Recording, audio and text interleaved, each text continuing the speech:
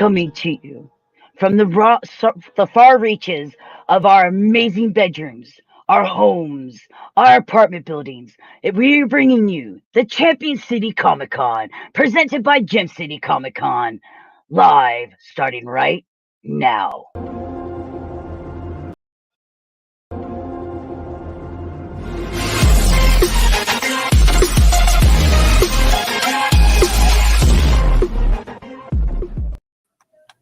Hey everybody, it's me, Amanda, and Richard, and the boss. I'm Jesse. And we're bringing you the Champion City Comic Con first online convention. I am so excited to be here, and I am thrilled to see all the amazing guests that we have coming from YouTube, Twitter, comics, artists. It's going to be such an amazing day today. And Jesse, this is your second online convention? Right. Are we just going to gloss over that it didn't go live right away, or just pretend it didn't happen? Well, we were going to pretend that it didn't happen, but no, You just had to mess that one up, didn't you? All right, I'm sorry, because I was on a roll before you stopped me. But well, this and so it wasn't me that Jesse did this time, but it was StreamYard. Yeah, and just 2020 just continues to roll on in epic fashion. So, by the way, I have to admit, not that I like self-promoting or anything, because I would never self-promote myself, ever. Love the mug. You like the mug? Love the mug. Awesome. Yeah. I got this at a actual convention one time, back when we used to do those. What are those? What are those?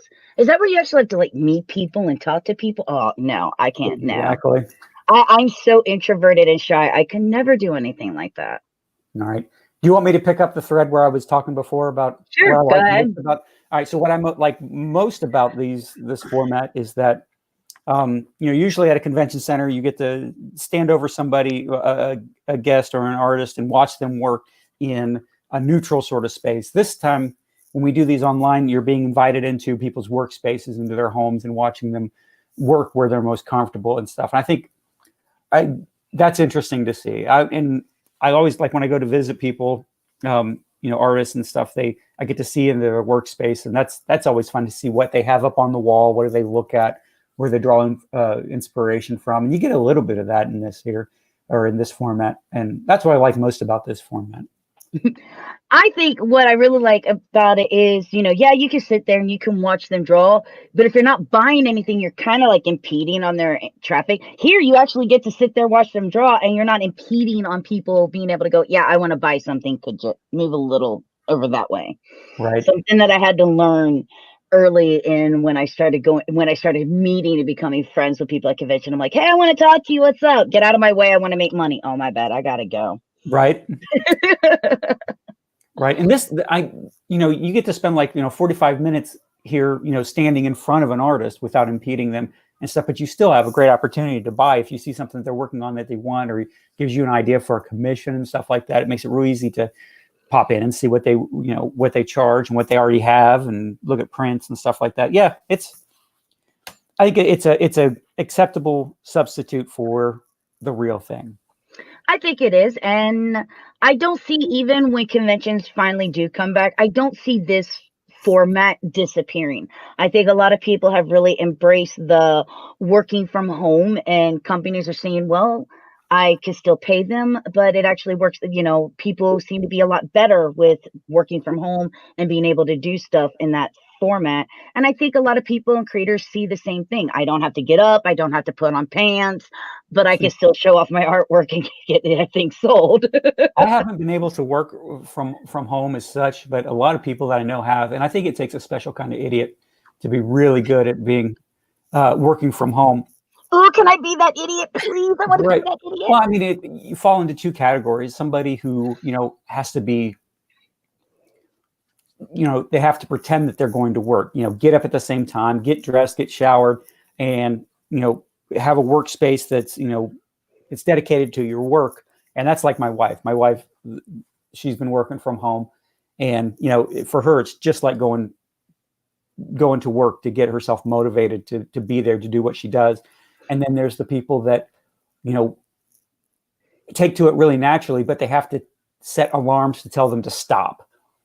they're like, oh, okay, it's 5 o'clock now. I can't be working on this, or I've got other things I need to do. I need to tell myself to stop. And I think a lot of artists fall in that because, I mean, once you get into a groove, not to name drop, but Nate Lovett told me that he works from home and he's had to set alarms to tell him to stop, or else, he'd look up and it'd be 4 o'clock in the morning, and, he's a myth to his kid. And yeah, I mean, sometimes that's the two different kinds of people that work from home. Very true. Very true. I'd be the person that my boss is like, are you really taking care of the customers? Sure I am. I got this. Don't worry, boss. Ooh, I got it. Exactly. What are you doing? Nothing. Don't pay attention. Don't listen to the clicking of the controller. It's all right. It's all right. But like you said, the background and atmosphere should reflect the type of work you want to do. Right.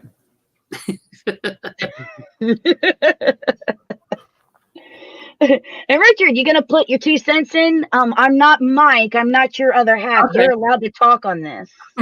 Yeah, I've been doing school from home, so it's been pretty crazy since OSU moved over to online and Rhode State is online. So I have certain times I got to be in class, like 10 o'clock. I have a class, so I zoom in and I have my class, and then we kind of just phase out as the class goes through the progression, because she lets us go into like a work study. So we just log out and we're done, or they're done with the class and we're done. So, I like this format. Of course, I tried to do this format from cons. I've streamed live from conventions before, because I know Space, I actually streamed a couple panels live once back in the day. I think it was like 2011. I tried to do that. And of course, Jesse, I filmed some of your panels and I put those online. So, hopefully maybe this will be the progression where the panels could go online live, even though that would deter the local people from coming. They would stay home and watch, but at the same time, you could have someone on the West Coast watch your con and see the panels live. Absolutely. Sure. By the way, Gary Church is in his house. Everybody say hi, Gary. Hi, Gary. Hey, Gary. And Cassie with all those geek degrees on her wall. Hey, yes, through the entire house. Thank you very much. Yeah, I know what I am. I'm not going to deny it. Wow. I'm pretty sure that's why Jesse hired me. That, and he just didn't want to do some of the stuff that I do. No one else applied, honestly. That's all it was. Oh, well, I guess I'll take this one. You know what? When I first met you, it was Sean and Steph introduced you, and I put your number into my phone, and it still is Talkie Girl. So that's what I put you in as, under contacts, just Talkie Girl, and that's you. Thanks. Yep. I don't know where you got that from. It's not like I talk a lot. Right. That's Richard's show. Right. So it is almost time for our first guest. This guy is an amazing artist. He is going to be doing some drawing and doing a panel, and Richard is actually going to do the moderating for it. His name is Archie Cunningham, and we're very excited to have him here, because he was supposed to be at the real show, and then we had to disappoint him and go, no, you're going to be online. Put that camera face on. So, of course, Jesse, I know that you have a busy day. Thank you for stopping in and doing the intro with us. We greatly appreciate it. And I know that you'll be popping in and out throughout the entire day. And we can't wait to talk some more with you. Absolutely. And on that note, let's go ahead. Let's bring in Archie and let's get him situated so he can get ready for his panel. Bye, Jesse. Bye. Hi, Archie. Hey, what's going on? Well, same old. This is my first live thing here going on. I don't know if I'm doing it all right. You're doing fine. That's why we did the mic check with you the other day, just to make sure everything was fine. Because I was like, if he doesn't get this mic check down and there's feedback, I'm just going to cut him. And then he... No. The mic check is fine. I think it's just my rig. I bought 3 of them just so I could see, is this going to work? Is this going to work? Is this going to work? So It'll work. But thank you so much for wanting to participate on this. The honor is mine. We greatly appreciate it. Richard will be the one who will be moderating you for your What's panel up, slash Richard? try. Come on. If he talks too much Mandalorian to you, you have my permission to interweb slap him. I have not seen it. I've not Good. seen it. No spoilers, Richard. I have not seen it. I've drawn images for it, but I've not seen it. So I'm probably the only person in the world. Oh, you poor thing. I will I say know. this. The first episode, if you guys haven't seen it, if you are a Star Wars fan, Right. kind of like I am. Right. I know you are. Oh, the Easter eggs, the squealing, the loveliness.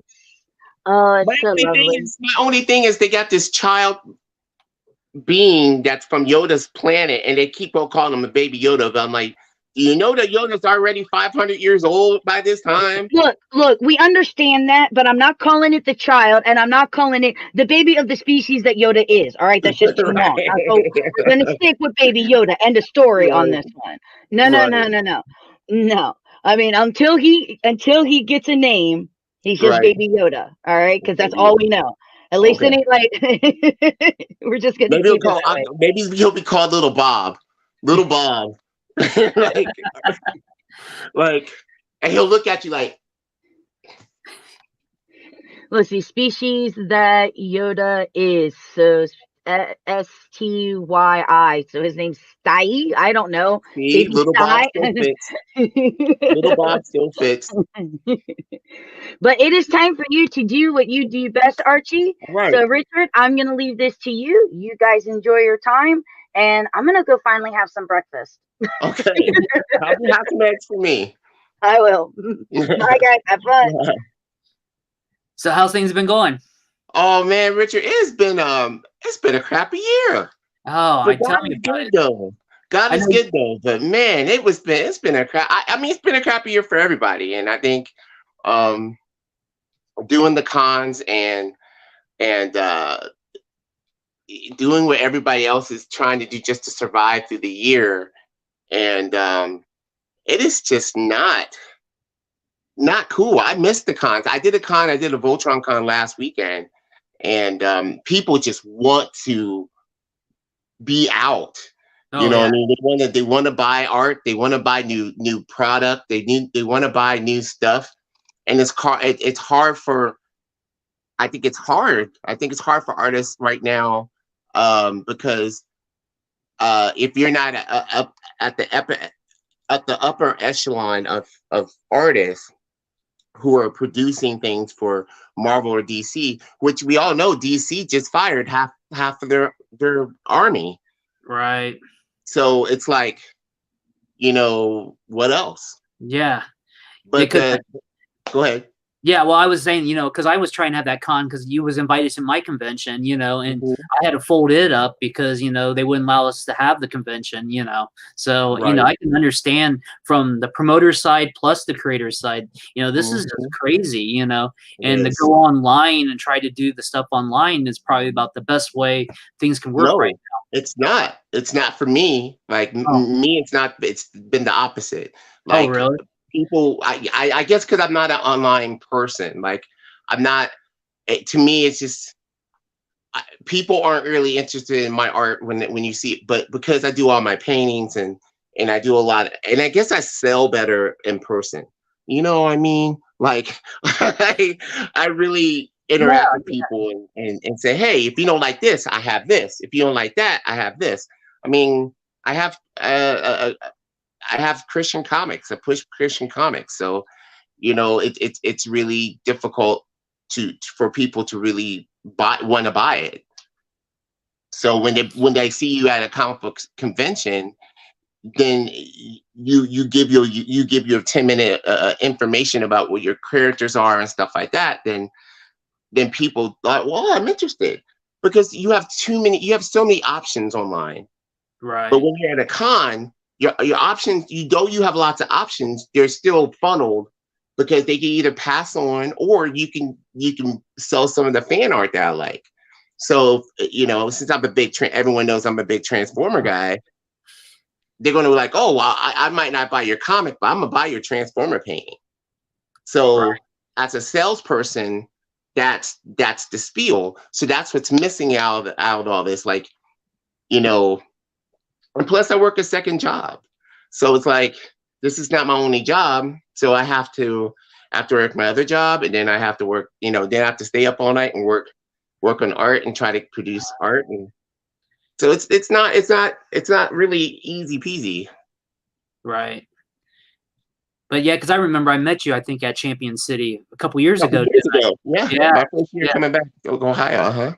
Yeah, because I think you just come back and stuff, and you set up and stuff, and you had your transformer there, because I remember you was working on it and stuff, and then you had all your other stuff behind you and everything. Yeah, man, yeah, exactly. And then I met you. Well, no, I met you at Gem City first. Oh, was it Gem City? Okay. And then I met you. Then we talked at Champion City. Yeah, because I think he was really busy at Gem City, and we didn't. Yeah, I was crazy busy. Yeah, I was crazy busy last year. Yeah. Yeah, so it was. I really, man. I mean, I have to tell you, each con is so different, has its own life. Gem City is different from Champion City, and you know, I'm from Springfield, so you know, my comic book is based out. It's based out of Pittsburgh and Springfield, so it's, you know, I really wanted to push that this year. Was, you know, Springfield being part of the storyline and bringing more attention to Springfield because it needs it, and me being from there, and it's just a sad thing that's going on in the city where I grew up. Like, it's not evolving. It's just like it'll go 5 steps and stalemate. And it's just a shame. So is there a way people can find your comics online then? That has been my next step for this coming year. That's why I wanted to talk to everybody about. So Armor Forces is going to go full-fledged. I'm doing a whole trade paperback of issues 1, 2, and 3 for Christmas. I'm trying to finish it and print it out for Christmas, and I'm putting a big push for Christmas. So, like by Thanksgiving, I'll have it all done, and I'm going to show you today some of the covers that I'll be working for the I don't know if I'm gonna call it the Christmas edition or something.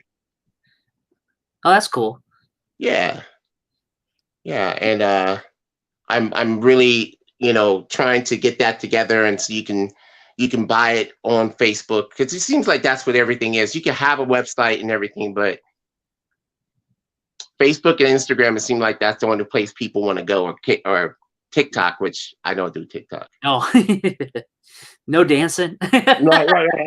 And I love to dance. Like, you know. Okay, I have to come in. I now want to see the Archie and Cunningham TikTok channel where he's just boogieing down. I know you're supposed to be moderating this, but that just caught my attention.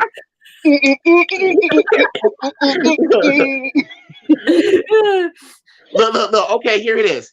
If I can sell over 100 trade paperbacks for this Christmas special, I will make a TikTok dancing movie of me just dancing with my sister's dog.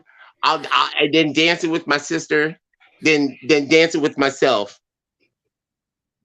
How about that?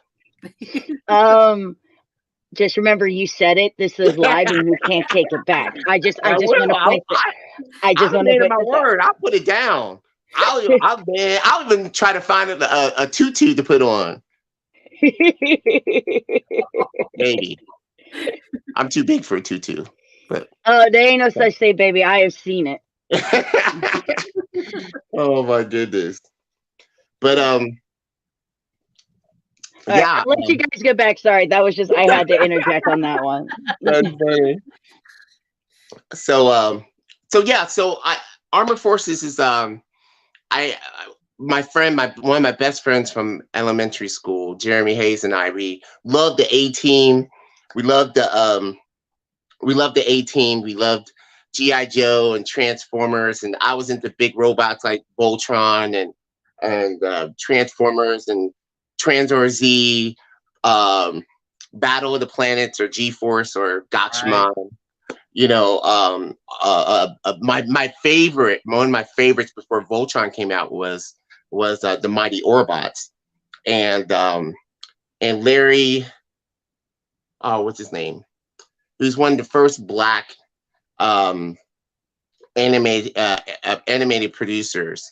That he worked on Thundar the Barbarian and Goltar, and he helped create the intro for the Mighty Orbots. And I just like, man, I really just, you know, when I took animation class in art school, I learned all about him, and I'm just like, man, I gotta.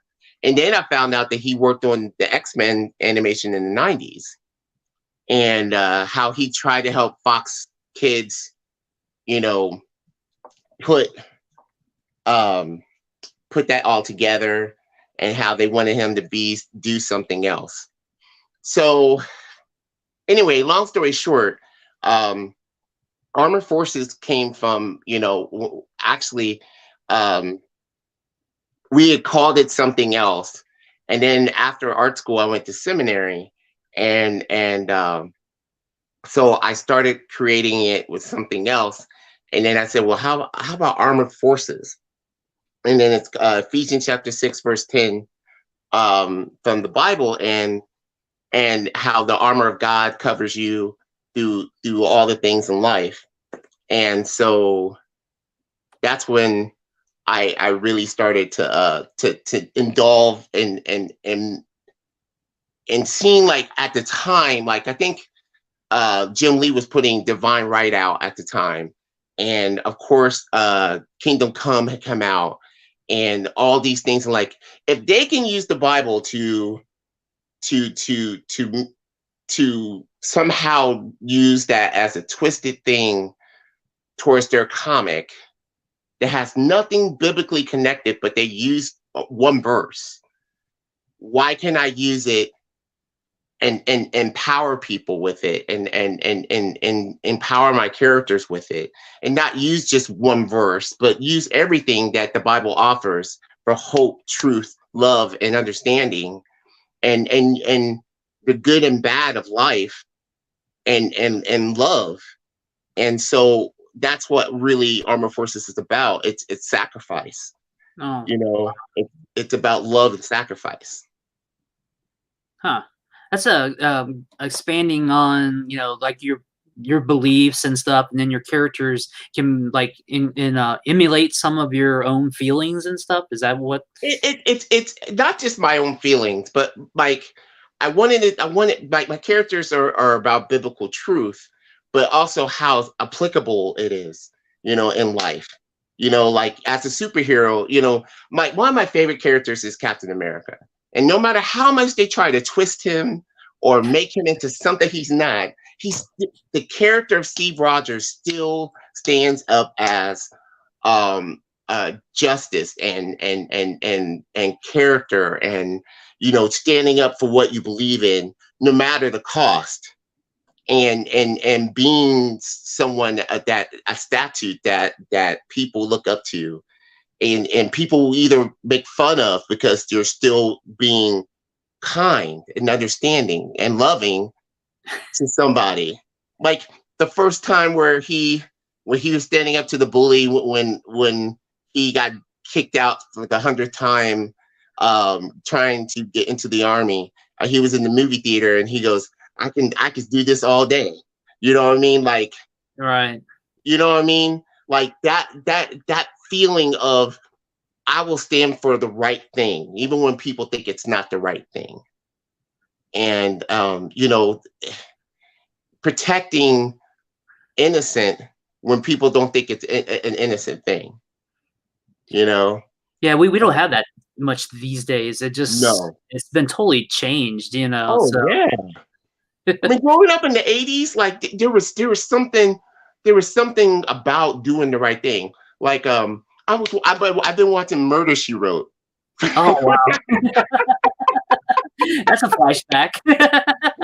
but like my mom loved this lady, and I hated it. I thought it was so cheesy. But I've been rewatching it, and I'm like, she stood up all the time, no matter what. She figured it out when nobody else was doing anything. You know what I mean? They just like, oh well, he did it, or yeah, he did it.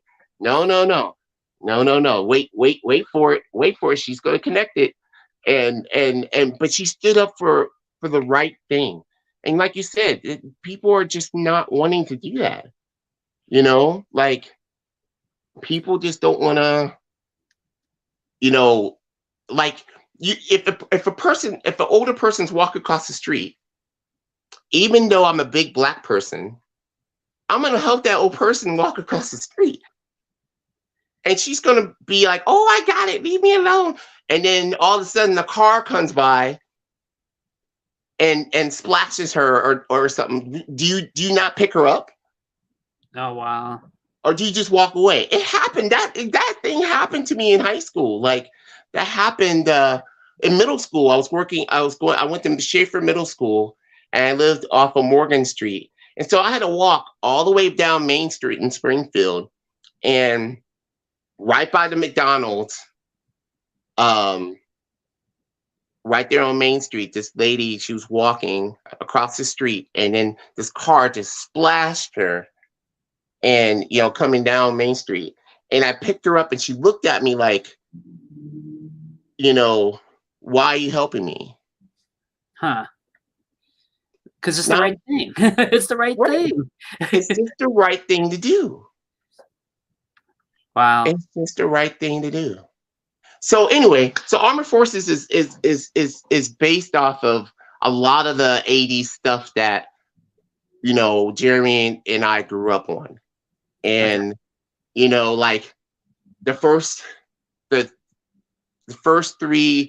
4 issues it reminds you of X-Men and the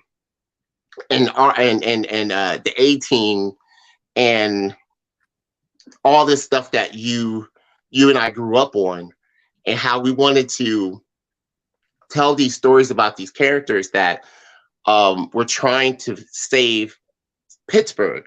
So I went to art school and seminary in Pittsburgh, like I said, and during 9/11, when the plane came past Pittsburgh and went to Somerset, it gave everybody in Pittsburgh horrible things that happened. It could have just destroyed the whole city. Yeah. And so I think it was like almost like me working it out in my heart and my mind about what had happened, and so I put it in my comic, and the first issue is all about this. Like, I don't know if you remember like some of the first intros in the G.I. Joe cartoon, how like Cobra is coming in and they're like,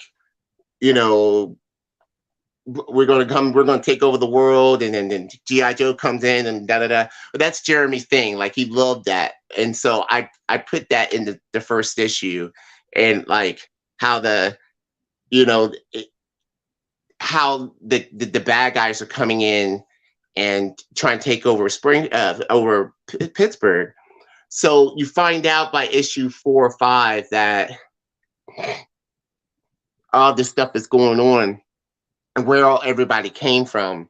And so by issue 7, the redemption, not redemption, but the bad guys are, getting their butts kicked back by the good guys. And we're figuring out all this stuff that's going on, all the secret stuff that's been going on, and how Pittsburgh was and Springfield are connected. Well, they're only connected by me because I lived in both Springfield and Pittsburgh, so it's a very, but other than that, there's really no connection because, Pittsburgh is the Steel City, known from its being the Steel City, not much anymore, but, so yeah.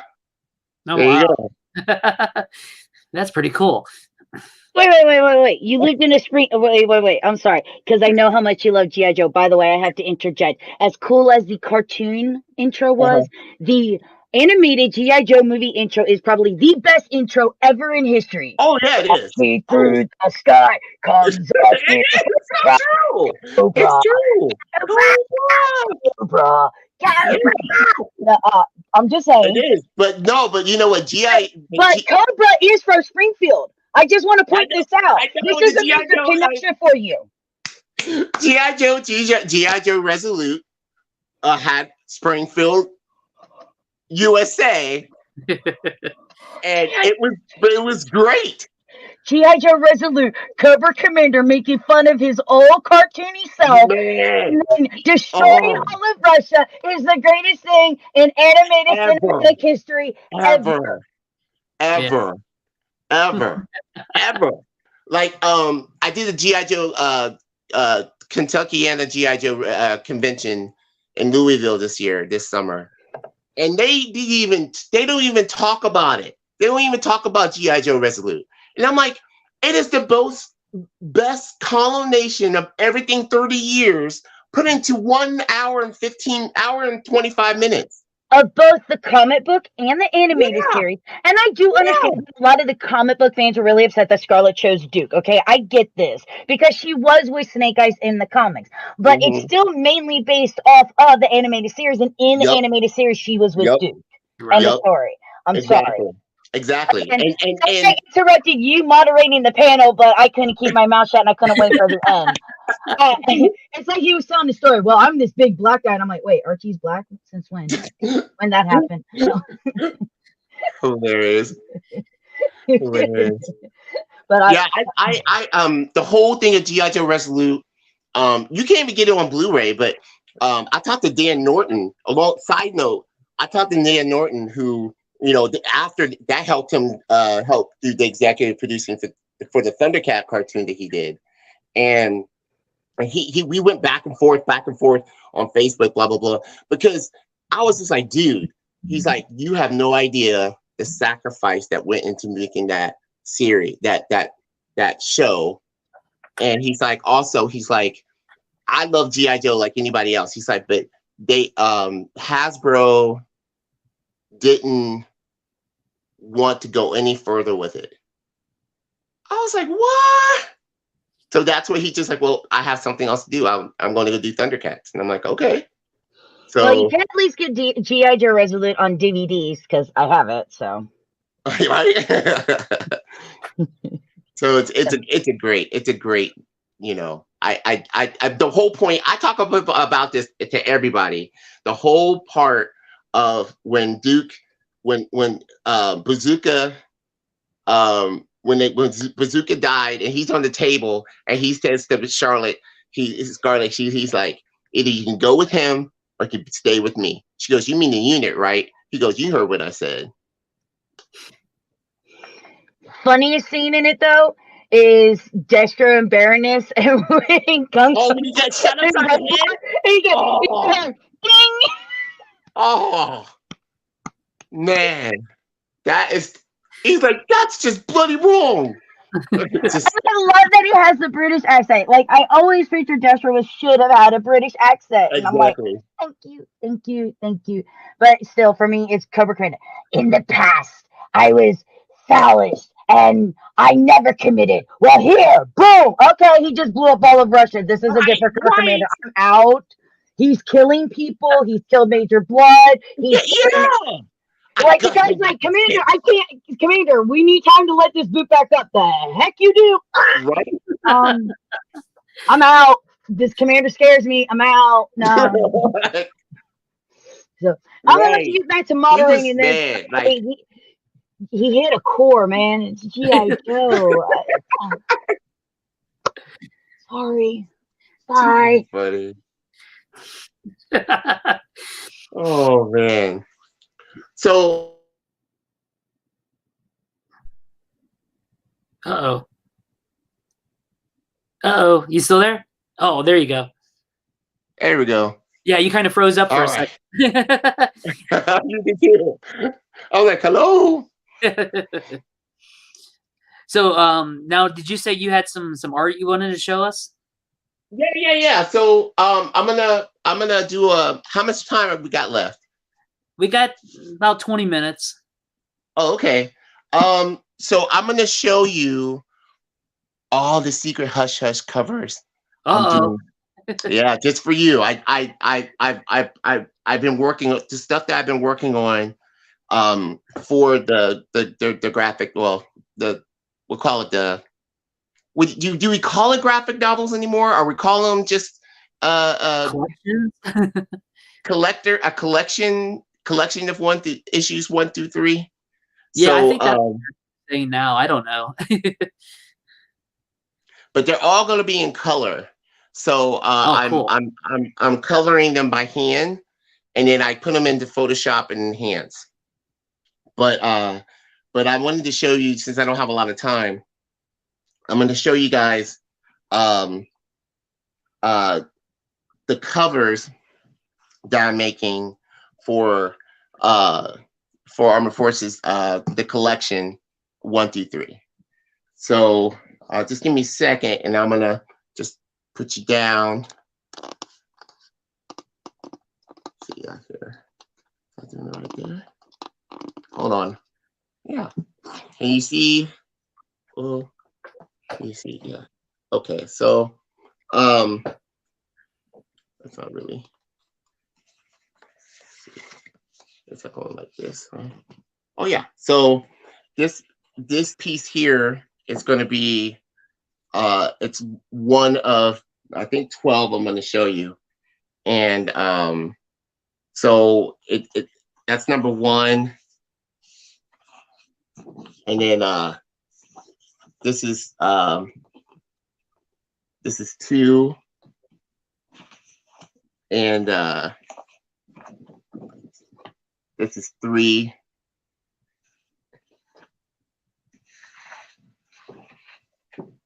And this is 4.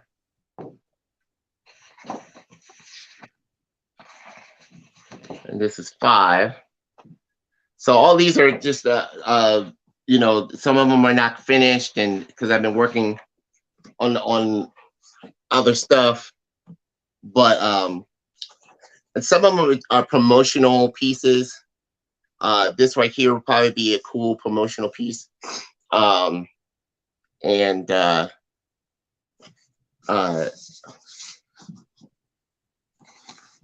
this here,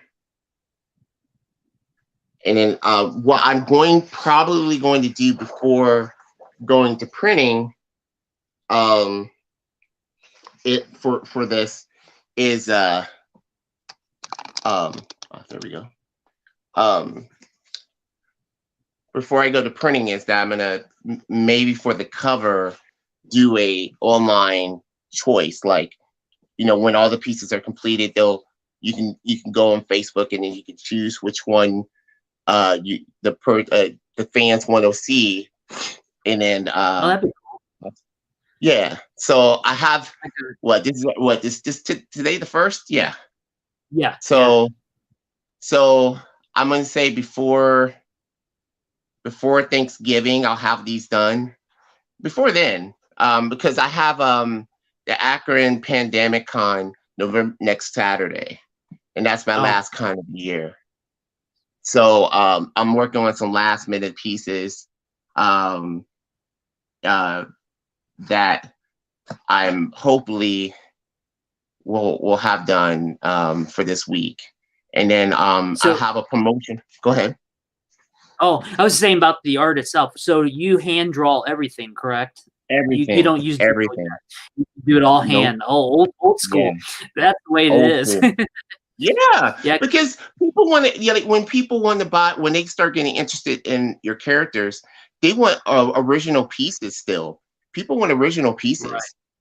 So, like, all my 11 by 17 originals are $100, and people just either like, oh, that's a lot, but like you'll go and buy a Jim Lee 11x17 sketch for $1,000 just because, you know what I mean? Like that doesn't make any sense. And I'm a self-publishing guy, so I pay for everything. He gets paid just to draw Batman 1,000 times, like he can in his sleep. There you go. Yeah, like you know, you gotta explain to him this is like one of a kind. You know, you Yeah. won't have another one of these because I got some original art myself hanging. And Yeah. this is the only one you ever get. It's not a Right. copy. This is the what it's. How do you want to Right. say this is original? This is it. Right. So Right.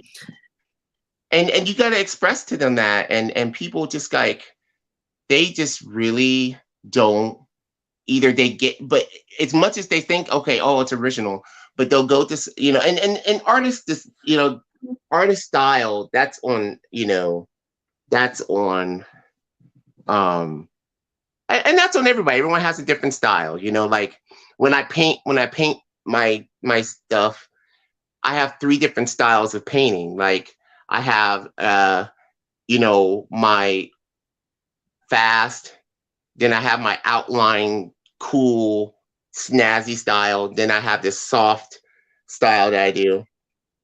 And I mean, you've seen them. So you've seen like my Transformer stuff is more of a snazzy, hard line. And then you'll see some other cool version. You're like, oh, wow, that's totally different. But it's original. That's it. No one has a copy of that, but they don't want to pay for that. Yeah, because they're so used to these, like, 10 copies. You're constantly putting the same copy out and stuff. Because I kind of fall for that a little bit because I do a lot of digital work myself. Right. I use a lot of glitch. I don't know if you've seen some of my stuff that I do, but I do all these glitch photography stuff and everything. But I've been thinking about making prints, like a limited edition print. You make 5 of them. And then you sign them off 1 of 5, 2 of 5, and stuff like that. And that's what I'm thinking about doing with some of my stuff if I ever get back out in the field to do stuff or something. And that's the way to do it. That's the way to do it. Is to do a limited, because that's what I do. Like I do.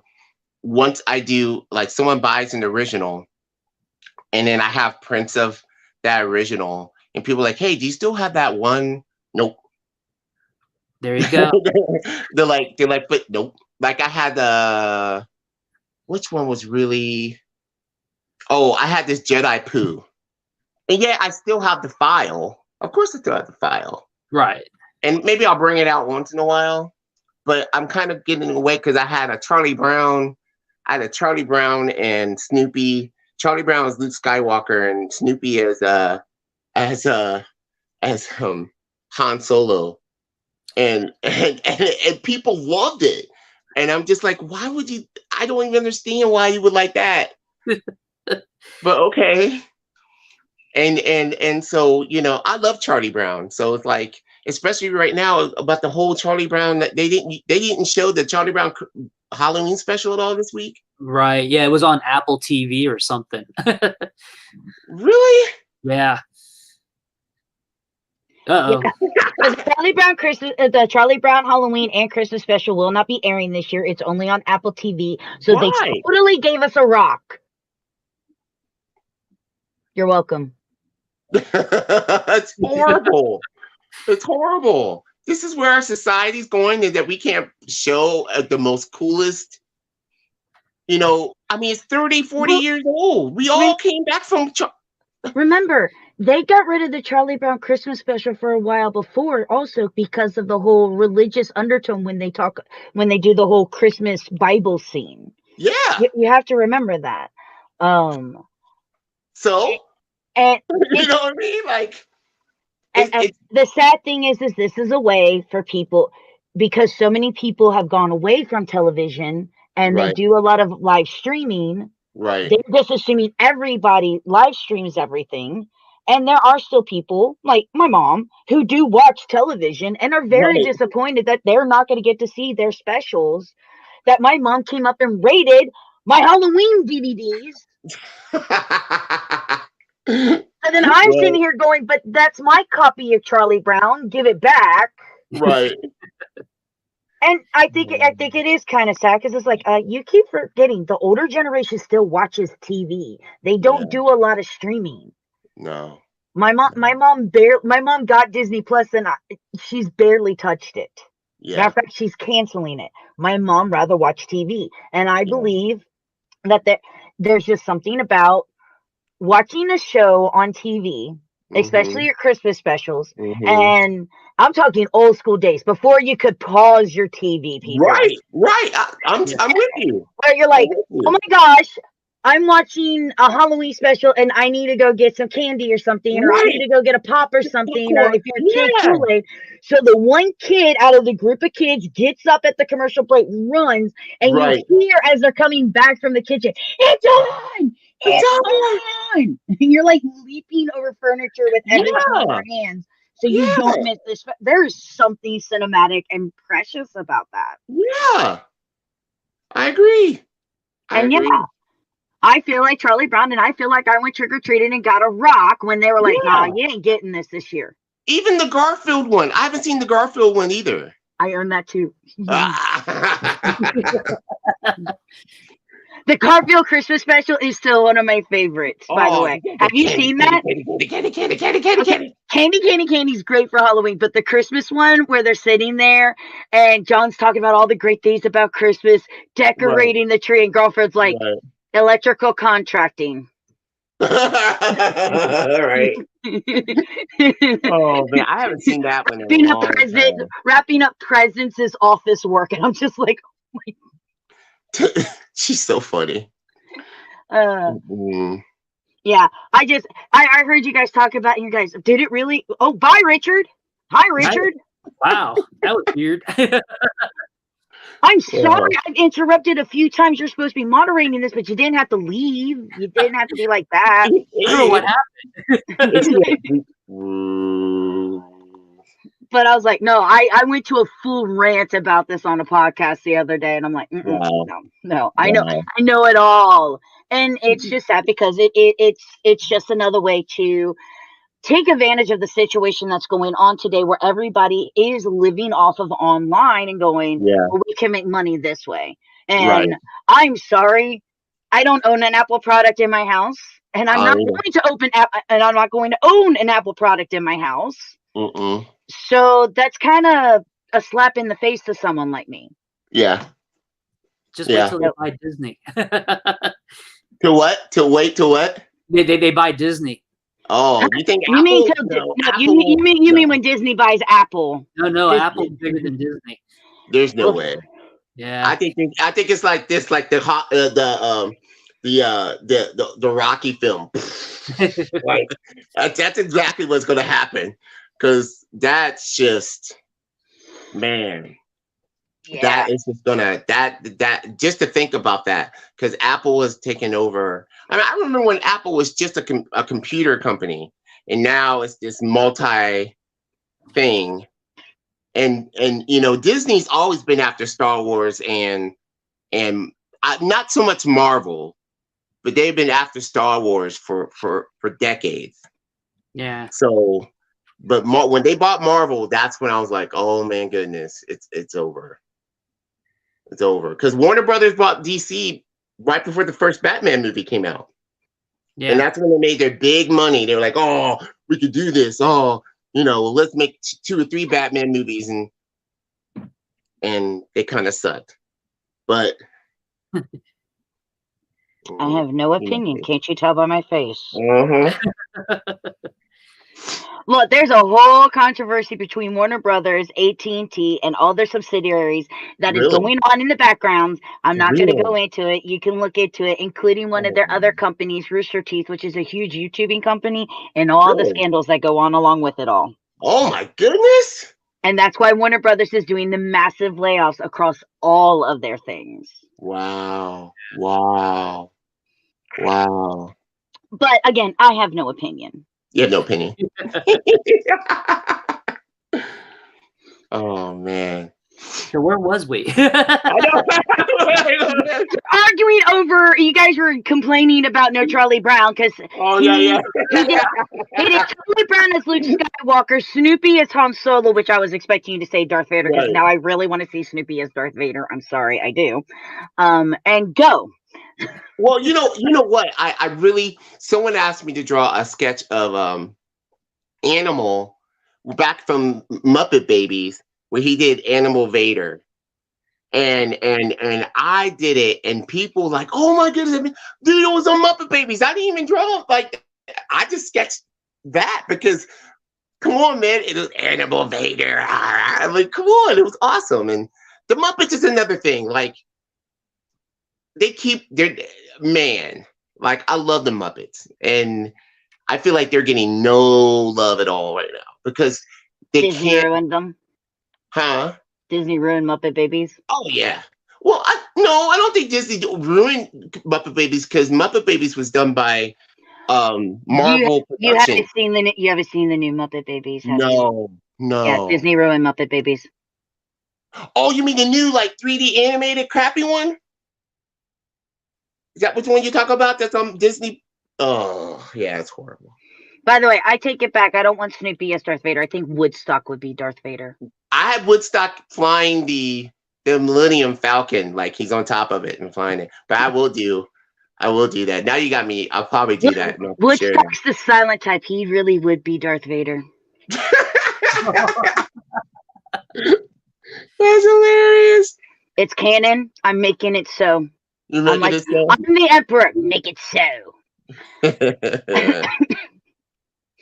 Sorry, I just kind of joined in. My bad. It's all good. It's okay. But no, Muppet Babies. Okay, I think what made Muppet Babies such a great cartoon is the fact that yes, it was pointed to children, but they did enough pop culture references at the time that adults could appreciate it. Kind of like how Animaniacs revitalized that in the 90s, but they took it the extra step. They took that extra step. You know, but the whole premise, and I think one of the reasons why I think Muppet Babies was such a great children's show, and at the heart of the core of it is it was all about using your imagination. Yes. Taking something that you know, reinventing it, using your imaginations to go anywhere in the world, to be in any book, any movie, any television show. So. Exactly. I agree. Snoopy would be Kylo Ren, attention seekers, LOL. No! Oh no! Oh, no! Snoopy. Well, he would have little temper tantrums whenever something would go bad. No, Lucy would be Kylo Ren with the temper tantrums. Yes. Linus is a C-3PO. Yes. And that would put what's Charlie Brown's sister's name? Oh shoot, what's her name? No. Help me Google. Help me Google. Sally. Sally is R2D2. Sally is the R2D22. Linus is C-3PO. Yeah. I didn't have a little mechanical blanket changing while he's flying, driving, beeping away. Oh my goodness. Hilarious. Good stuff. And Peppermint Patty is definitely the Leia of it. Oh, she's the strong-willed chick. Yeah. Peppermint Patty was my favorite. Totally my favorite. Chuck. I'm a Lucy. I'm such a Lucy. Here, I have the football for you. Yoink. Bye. See ya. I'm Lucy. I'm not gonna deny that. My little sister was Lucy. She was such a Lucy. She was so horrible. So bossy, the bossiest person I've since we were born. Like when she was born after me, and she would just try to boss everybody, and she hated it that she couldn't boss me around. Hated it. It And drove her Charlie Brown crazy. would be Ray, so Lucky / Kyla pulls the football away. Well, you can do it. You can do it. You can. Ah, ha, ha. Yeah. Look, I promise I won't pull it away this time. Yoink. Mm-hmm. You promised. That's all right. I think my favorite part is she's Charlie's antagonist, but she's also his psychiatrist. Right. Like, Right. well, I keep having this person who's very mean to me. Tell me more about it. It's you. Man. Yeah, she just keeps pulling this ball away from me every time I try to kick the ball. Oh, really? Good times. But good your times. comic looks amazing. Big props to you on that, my man. Oh yeah, thank you. So putting it in color has been more laborious than I ever thought it would be, because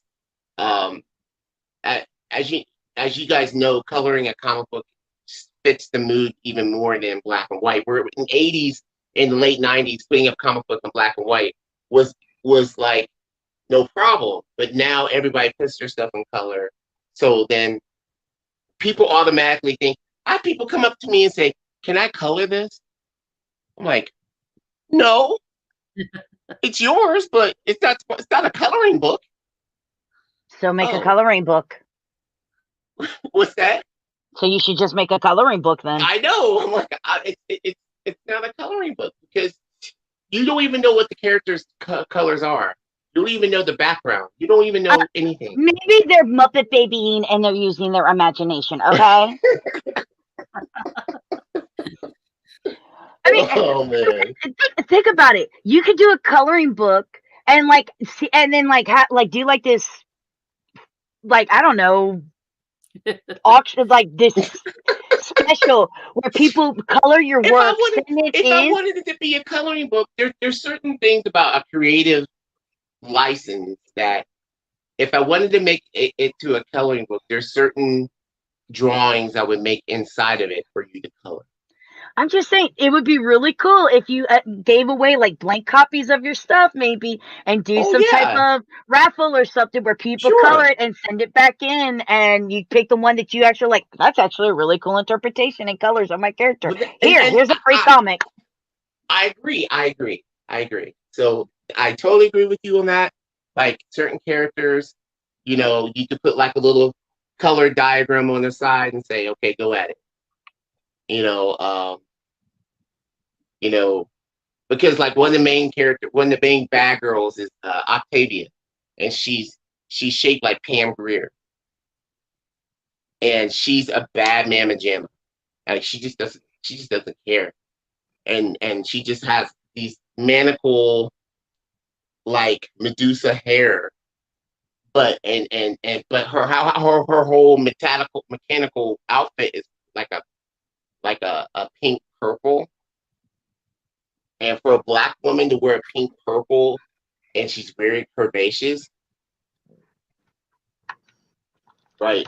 Like, you got to, when you have, like, you want somebody to color that, and you have this, like, metal outfit walking around, you want to make sure that people color it pretty cool.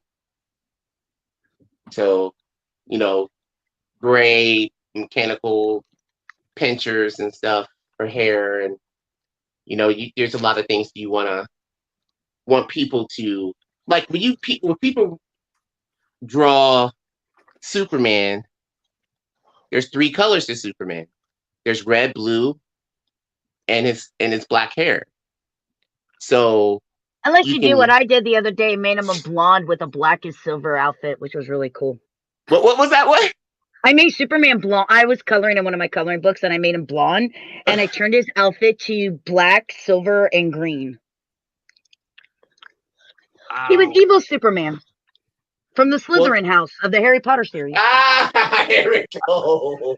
That's horrible. It still worked. How did it work? Because it looked good. No. It was my interpretation of what would happen if Superman got sorted in the Slytherin house, okay? I actually wanted to give Superman a personality other than, I'm the good Girl Scout boy, yay! No, what's wrong with that? What's wrong with that? Why is that so bad? Because I said so. I don't know. No, but you're not the only person that's ever said that. You know what I mean about Superman? Yeah, you have to understand though. My favorite character. Okay, you're like, hey, Superman. He's the greatest superhero. He's the Boy Scout. That's great. Where's Doctor Doom? He's evil and has diplomatic immunity. That's my guy. I love Doom. I love Doom. I've drawn Doom so many times. People like, your Doom is so awesome. And yes, Good. and I've Doom. changed my Doom's colors too. My Doom was shooting fireballs instead of green plasma stuff, and he was wearing a red and black outfit. So I like changing colors. Are you listening to her? I hear that. I like changing colors. I like to see what it would look like in another light. That's why I love coloring books. That lets me use my Muppet Baby imagination to change the characters. But that's just like saying, okay, let's change Harry Potter blonde and make him really buff. And then and let's make can we get rid of his glasses too? That'd be great. What's that? And I'll get rid of his glasses too. That'd be fabulous. Oh, there you go. I've never watched Harry Potter until I got sick this past week. And then I watched it. Every time I came home from work, I was watching each Harry Potter. So I've watched it on Peacock, which I like Peacock. And it's a good channel. With that? I think there's a good new network, especially since it's free, some of it. Right. Oh, no, she's bringing it. Oh, she's showing us up, man. She's showing us up. Okay, for example, we all know who Sleeping Beauty is in the Disney World, right? Yes. One, tell me that doesn't look just as good. Tell me that doesn't look as good, and I changed everything. It looks like what's her name, Wanda. It looks great. You did a great job. But it ain't what she's supposed to be, now is she? No. See? But it looks like the Scarlet Witch, though. I did more of, she's my favorite Disney character, and I'm a brunette, and these are the colors I wear, so she's me. This is me if I was a Disney princess. Just saying. So, yeah. But, it is 11 o'clock already, my man. Oh, yeah. We had a great time. It was fun. Oh my gosh! Thank you so much for doing this. Richard, no, thank you guys for popping in and out. No, it's okay. It's okay. I sometimes I just can't keep my mouth shut. I don't know why. It's okay. But did you have a good time, man? Richard? Richard. Good to see you. Yeah. Did you have a good time? Yeah, it was great talking to you. It's been a while since I've seen you, so. I know.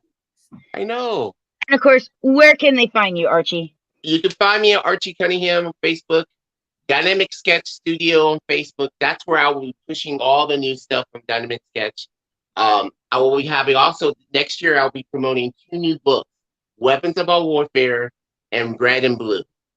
And Red and Blue is everything I loved about Dungeons and Dragons. So the cartoon Dungeons and Dragons, but it's like a Christian version of Dungeons and Dragons. Oh wow, interesting. And so I've been working on it all year. Like, it's just probably going to be like a 1-issue thing and see if people like it or not. But I just got to get it out of my head. So, so this Christmas I'll be promoting that in the trade paperback when I'm putting out Armor Force, the issues 1, 2, and 3. Awesome. All right, Archie. Well, again, thank you so much for joining us, and we'll see you soon, my friend. All right, bye guys. Take care. Bye. That was so much fun. Oh yeah. You come over here. I need to fix this.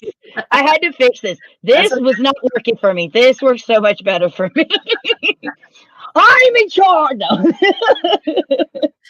I'm so not used to seeing myself anywhere else on the screen. I'm like, that's really bothering me. My OCD is going insane. Oh my gosh. But yeah, that was fantastic. Again, big shout out to Archie Cunningham for joining us. We greatly appreciate it. You are an amazing person. And what I got out of that was he lives in Springfield with Cobra and he's black. That's all I figured out of that. No. So Before we get to our next guest, which our next guest should be, if I am still on my thing, Victor Dandridge with a writing panel, which means you and I are going to get an hour break because he don't need us. That's for sure. Ever. Just a quick reminder, guys. We thank everybody for joining us in the comics. Thank you to all the people who will be joining us today. As you can see, this is a lot more structured than when we put on a Gym City Comic Con in 16 hours. I even got myself a co-host so I could go, oh, I gotta go. Because if you all haven't noticed, somebody really doesn't like that I'm doing this, and she keeps popping up, and that look on my face was, oh my God, she's chewing on my toes. Oh, Richard, look, you got a comment. You're awesome. Oh, geez. I totally don't know you. No. Oh, of course. Amanda, you're awesome. Well, yeah, duh. I'm sorry, my modesty is showing. I have to be careful. But no, Richard, good job with moderating that. Again, sorry. There's just sometimes, I'm just like, oh, no. Hold on. And of course, there's Amanda breaking out a song again. Ugh. I mean, that is the greatest cartoon intro ever in history. It really is. Yeah. I don't care. I mean, I know a lot of people are gonna be like, nah, the Transformers animated movie. No, the G.I. Joe animated movie is by far better than the Transformers one. I'm not saying that the Transformers animated movie theme is bad, because it's not. It is fantastic, but the G.I. Joe one is perfect. God, I love having that notification so I know when people show up. It just goes, I love it. Of course, for some reason, his devices are not connected. Yeah, I was reading that. I was wondering what was going on. It's like mine when I blinked out. But no, again, to everybody who's watching, commenting, don't forget to, of course, talk to the people when they're here. You could definitely say anything that you need to. That's so weird. Victor, did you break something? I think Victor broke something. Come on, Richard and I want our hour break because you don't need us. And of course, as always, if you don't know what Champion City is a comic book convention. It's relatively small. It's normally a one-day show, which is why we're doing this on Sunday, to reflect when Champion City normally would be. It's normally done around Halloween time, and it's normally in Springfield, Ohio. Yes. Yeah, I remember. I've been going since basically the first one, because I remember way back in the day.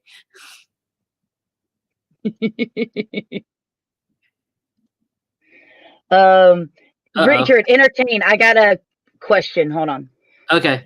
Yeah, at Champion City, I remember I actually set up a UVN setup at the table. We helped promote it. We did some videos and stuff. So it was a fun time, Bill Gladman and Scott from Main Street Comics, they were all behind it back in that day. And then, like I said, Jesse took over, and now it's becoming what it is.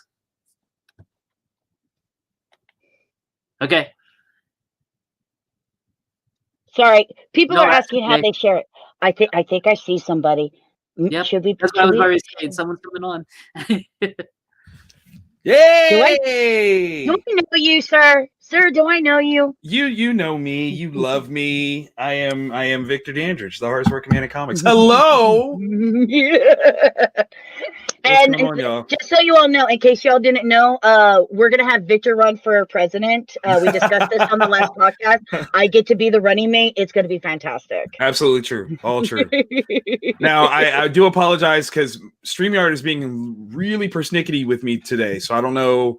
Like, I'm hoping everything goes smoothly, but I'm going to probably have my iPad set up to jump on just in case anything crazy happens. So that's fine. Okay.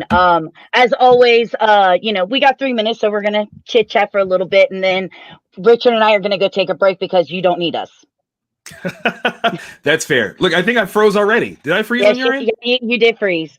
But it's such a lovely freeze. Matter of fact, I think I'll make that my Christmas cards. That's going to be my Christmas cards this year. Don't Merry scare Christmas people. From AGP and Vintage House. That's spooky. That's so bad. Actually, I am just going to go ahead and log in with my iPad just to get that out of the way. Just go ahead and do it. Yeah. Do it. It's only poopy because I had documents that I had drawn up on my computer. I was going to share my screen, but they're not on my iPad. So we'll have to figure this out. We'll make it work. You can send them over via Facebook, and I can grab them real quickly if you need to. Sweet. Let's see if I can do that. The loveliness of live shows. Right?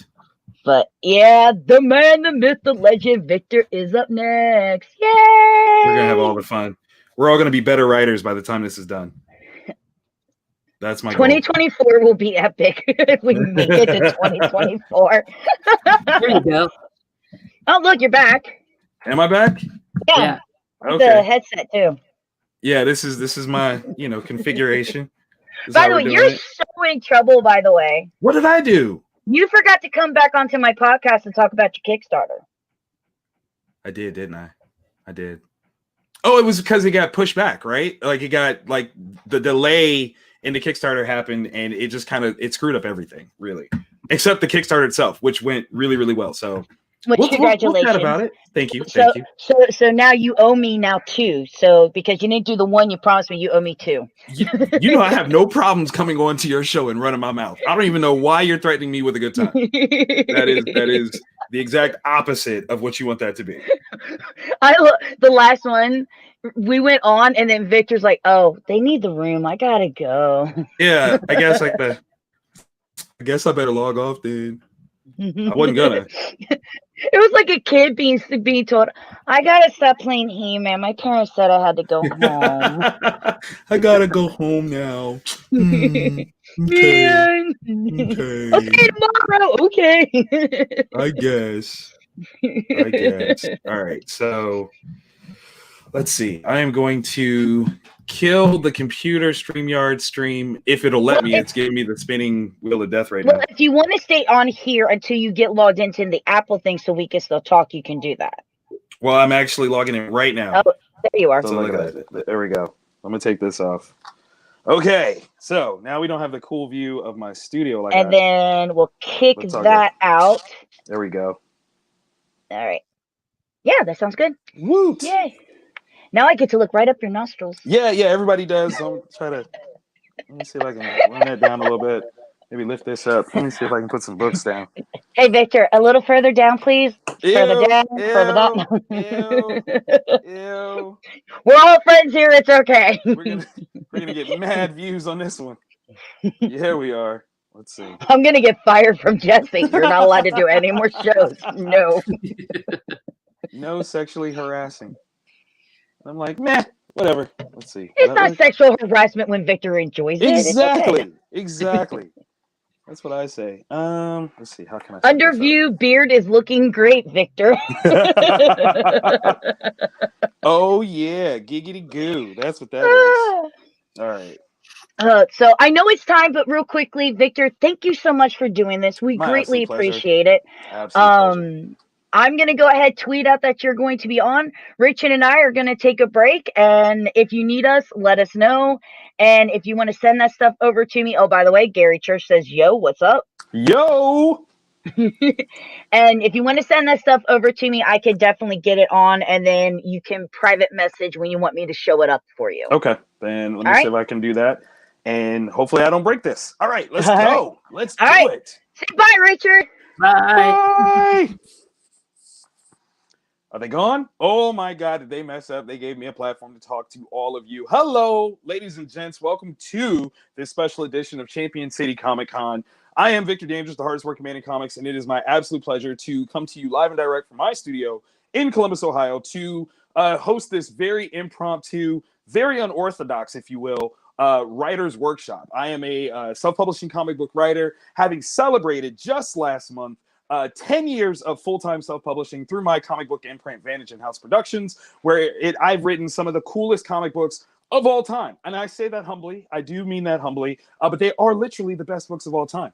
I actually got my big start working for Freestyle Comics, which was a huge, huge showcase for Champion City for many, many years. Shout out to Mike Watson, my brother. He's awesome peoples. And shout out to the entirety of the Champion City family that embraced us and really was a part of our growth as comic creators in the early days of the 2000s, or I guess technically the late 2000s. We had so much fun with everyone that we met in terms of expanding our understanding of what the comic community was of Central Ohio. And yeah, Champion City is a huge part of that. I'm so thankful for Jesse to keep that energy going. Gary, no, you're a superstar, bro. But it just kind of keeps up this excellence that both Bill Gladman and Scott Riley, set up through Main Street Comics and all that good stuff. Man, we used to have all the fun having, what was it, Wittenberg? Is that where we were? I think that's where it originally was, and it was a fantastic time. Again, huge growth for us as comic creators, and it's a wonderful thing to come back now and kind of share what I've learned. Let me see if I can bring this down just a little bit to make this a little bit more intimate, but not have you guys look at my nails. I apologize for that. So when it comes to writing, that is my thing. That is my jam. That is my love. I do have an art background, but I really only use that to be a better writer. And when it comes to comics, it's kind of, how do I put this? It's so important to have an understanding of how to see comics in order to write them well. Like it's really important that you are an avid comic book reader first, so that way you can enjoy it, you understand the process. But to really kind of visualize comics is so important. And we say that, comics are a visual medium, and we're going to talk about why that is. There's a simple explanation for it that a lot of people probably don't understand, but you think like, oh, obviously the pictures are the most important part. I'm not going to say that it's not, but I'm not going to say that it is either. There's a nuance to it. We're going to get into that. We're going to break down how you can be a better writer, because that's what we want. We want more comics. We want better comics. And that's the best, most important thing possible for you to get out of this presentation. Let's see. I think there's a chat function here that I might be able to see. Let's see. I'm going through comments. Actually, I'm going to ask if anyone could send me the any specific questions that might pop up, because it takes me out if I go through the chat. So if anyone sees those, shout them out for me. But let's get started. Okay, so for myself, okay, again, I'm lead writer, owner, operator of Managing House Productions, but I'm also the creator of You Create Comics, which is a sister site program and product line that helps you make your own comics from start to finish. And I have products for everybody, writers, artists, everybody. And I will be using some of these in my talk. So yes, this is borderline a little, promo piece, but it's important to, give you tools to kind of go along with the concepts that I'm talking about. So I think that that's very, very important. Though I am absolutely shilling for myself, it's important for you guys to have tools to follow it with all the things that I'm going to talk about. So I think that's the right and proper way to do this. So I hope you don't mind that little aspect of it. But let's get started, right? Let's talk about writing for comics, and let's get into what that really means. Just to be a writer in general, to have a story in your heart and mind is so cool. And it all is based on having like a big idea. You know what I'm saying? Gary's asking, when are we going to work together again? Whenever you want, baby. You just pick a time and place. I'll write a story for you. I have no problems with that, Gary. You already know. Okay, so getting a big idea is kind of cool. Whether it's, for a comic, a novel, a movie, everything starts with a big idea. That's where, you get the energies just kind of crackling, the Kirby crackle is popping, all the cool concepts are bouncing around in your brain. And it starts with a question. Literally everything that you can think of that is your favorite thing starts with a simple question. What if? What if da da da da da? What if da da da da da? Like, what if there's a secret school for wizards? Boom, boom, boom, boom, boom. Obviously 7-book series, 8 different movies, billion-dollar franchise, Harry Potter. Boom. That's the question that started it, right? What if there's this secret school? What if there are alien robots that can turn into cars and planes? Boom. 1984, big splash, toy line, comic books, movies, cartoons, everything, right? Transformers. You see what it is. It's simple. That's just what it is. So, it starts with this what if concept and just builds from there. So if you have a solid what if, you can build literally anything. What if there's a hidden island full of warrior women who could possibly save the world? Wonder Woman, ta-da! The what if is probably the most potent if not most ambitious thing for any creative to really kind of understand, because it's the full range of imagination. It's the thing that says, I've got a concept, an idea that I want to explore. I think is cool, because that's one of the first things that we love. We love cool stuff. And when you have that understanding of what is cool and want to work within the cool factor, it really opens you up to some cool stuff. But here's the fun thing. The idea portion is exciting. It's fun, it's brilliant, but it's just the beginning, right? Like, it's just where you're starting to, rattle some things around. Because, like, I mean, how do you put this? It's technically the easiest part because it's the most fun. It is where you don't have any real, constraints. There's not any pushback. It's just an idea. It's just this loose thing that you are gonna see, if you enjoy it. Before it goes to anyone else and their enjoyment, you're just rattling around with this cool concept, and that's kind of where it stops and starts. And for the most part, when you're looking at big ideas, there's a lot of things that we find are important about those ideas. Our ownership of them, we think that that's very precious. I am here to tell you that that's not really so important. Everybody has great big ideas. A lot of times, your idea, as simple as it might be, kind of overlaps with somebody else's idea. And I think that's one of the things that, when you get into ideas and their importance, people overinflate that, is the originality of the idea. The idea doesn't necessarily have to be as original. A secret school is not, as original as you would think. Maybe specific secret school of wizards is very, on that level, but a secret school is not original. Wizards are not that original. Aliens are not that original. Maybe transforming kind of was original as we saw it in that way. But if you are a fan of the Sentai, Super Sentai, genre, that they have things that are big robots that transform all the time. So, and that predates Transformers by probably almost 20, 30 years. So again, the execution is the thing that you should lean towards. It's not necessarily the idea. It's how you can execute it as originally as possible. That's the thing that matters the most. That's why when it comes to, thank you, Amanda. I try to be original, even though I'm a junior, which technically means I'm not original at all.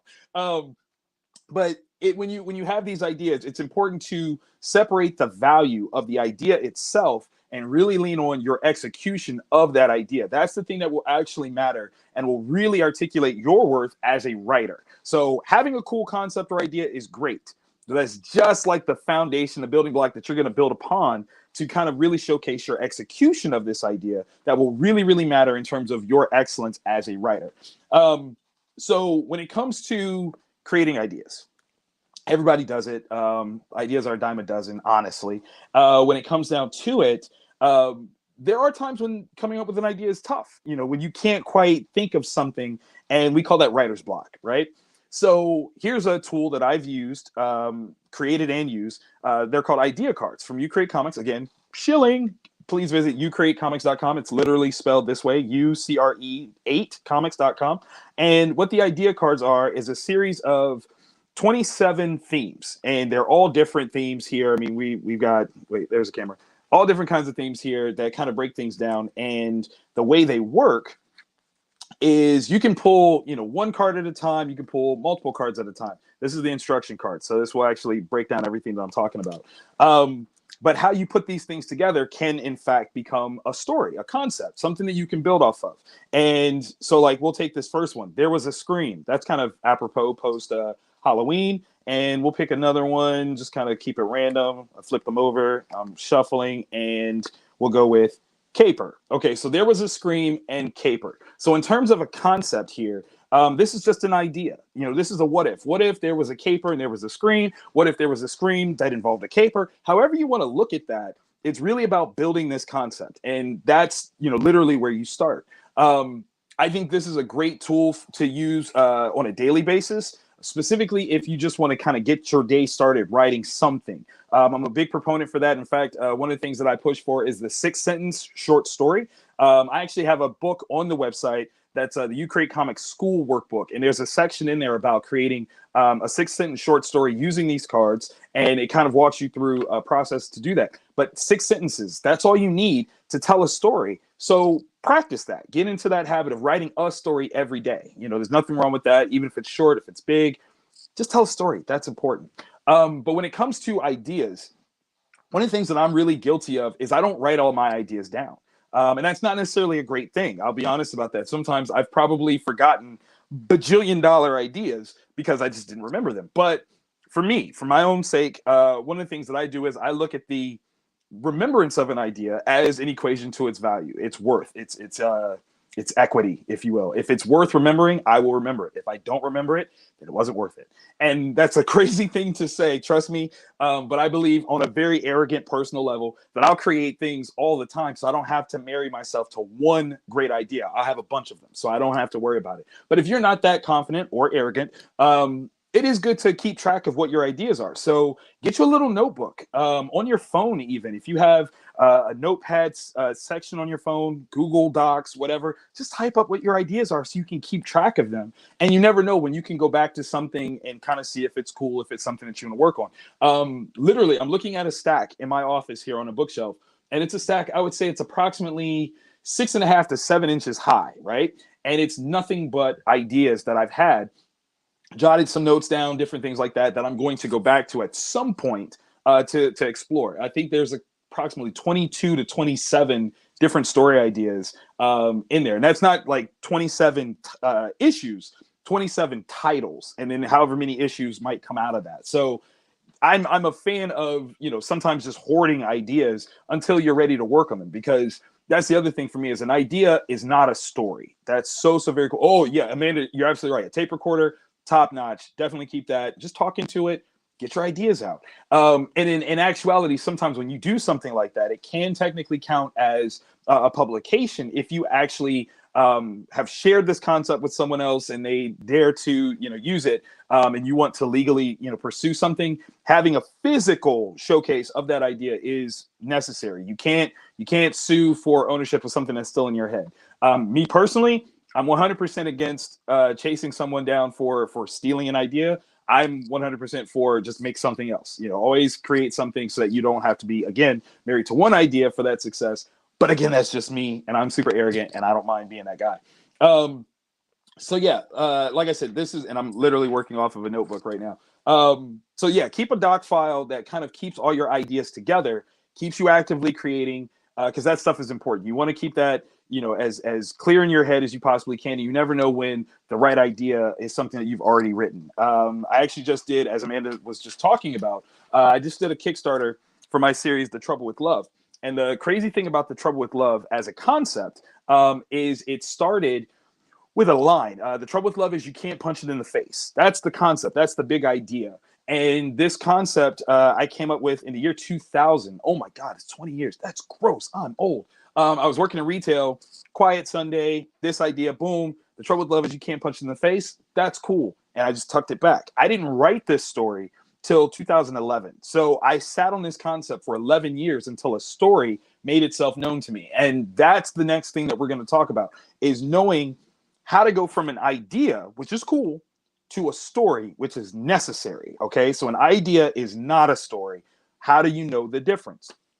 Well, let's talk about what an idea is, you know, or a story is. I'm sorry. Most people would say, well, they know what a story is, you know, once upon a time, da da da da da.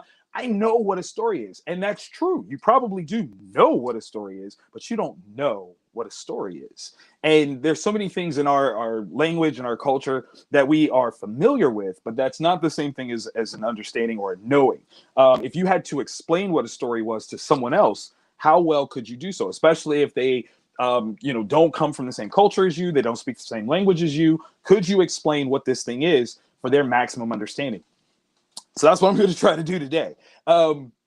If you were to look up what a story definition is, it's the retelling of a series of events.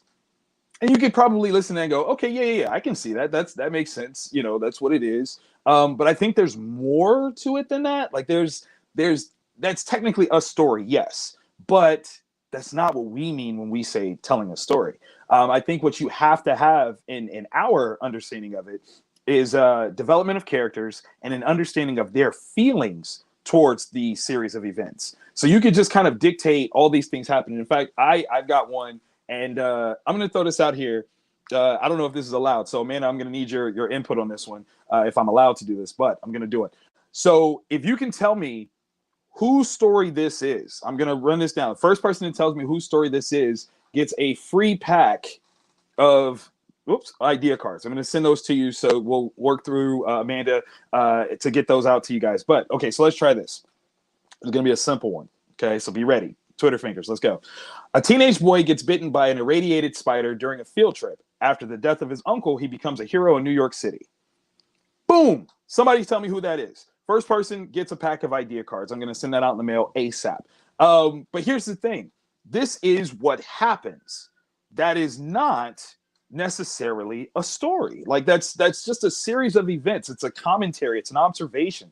It's not really a breakdown of anything important about who the characters are, how they feel about it, or anything of the sort. That's not there's a lot missing here. There's a lot to work on, sure, but as we understand who this is supposed to be, there's a lot missing. Amanda, you can't count. You're not allowed to do that. That's not fair. You can't do that. That's cheating. You can't be the one who wins this one. Okay, so if we don't get an answer in the next like 2 seconds, I'm gonna reveal it anyway because I kind of gotta in order to keep moving. 1,000, 1,000. Nobody wants free stuff. It's cool. I'll send it to Amanda then. I have no problems with this. I'll send it to Amanda and she can pick whoever she wants to have it. Anyway, I'm all about that. So yeah, like I said, to me, story is what happens when you mix this concept of plot with characters and their feelings. So let's try this again. Obviously, what I just gave was a rundown for the origin story of Spider-Man, right? So let's go with it like this. If I say Peter Parker, boom, we're establishing character. A lonely teenage boy. Now we're getting into his characteristics, how he feels about things. Gets bitten by an irradiated spider during a field trip. We can even be specific and say a science-based field trip. Guilt-ridden feelings. After the death of his uncle, he becomes a quick-witted, spandex-clad hero in New York City. Now we're getting into a lot more concept of story because we have more that we're building off of. We know that Peter is generally a lonely person, right? We can get into why he's lonely, because he's nerdy. He's not as popular. There's all kinds of fun things. Can you hear my daughter? She is screaming like crazy out there, and I have no idea why. And I'm not even going to look. She's fine.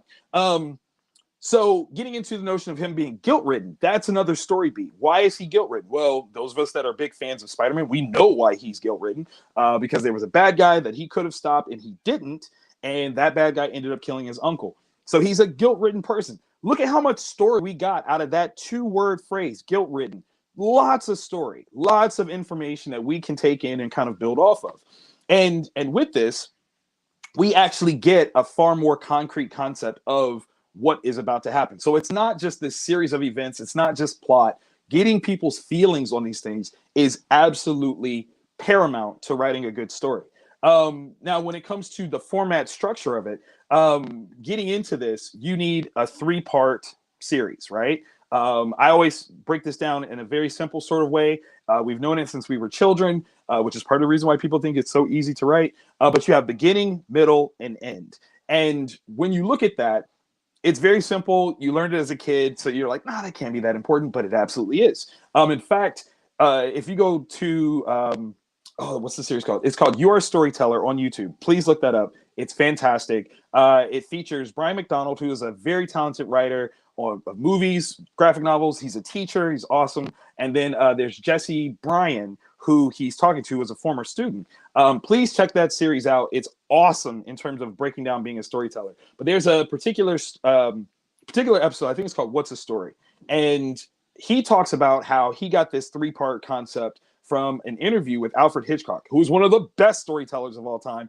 If you say otherwise, I might have to fight you. Just on general principle, no disrespect, but I will fight you for that. But he actually kind of advances the concept of beginning, middle, and end to a more grown-up level.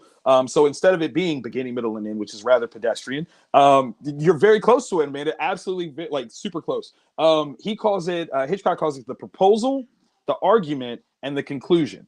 So in the same setup, it's exactly the same formula, same schematic. It's just a little bit more pointed in the point of what each thing is supposed to do, right? So beginning, we have this series. It answers a bunch of questions, right? And I'm actually going to look up because here is, yay, I have one nearby. So this is a copy of the You Create Comics workbook, and we have this piece here where, there we go, the art of stories, right? We talk about plot. We'll gloss over that a little bit, but the art of stories breaks down the three parts: beginning, middle, and end. This is my editor's copy, so that's what the red lines are for. So when we get into it, there are certain things that each section is supposed to answer. The beginning literally sets the stage for what the story is about, who the main characters are, where does the story start, when does the story start. Maybe that's the only place that it takes place, but you don't know that. You got to kind of start in that spot and then move forward from there. But these are the things that really kind of, set the stage. It ends with an idea of the inciting incident, kind of setting up what is going to make this story literally start off. What is going to happen that all the characters are going to come together and kind of go on this journey.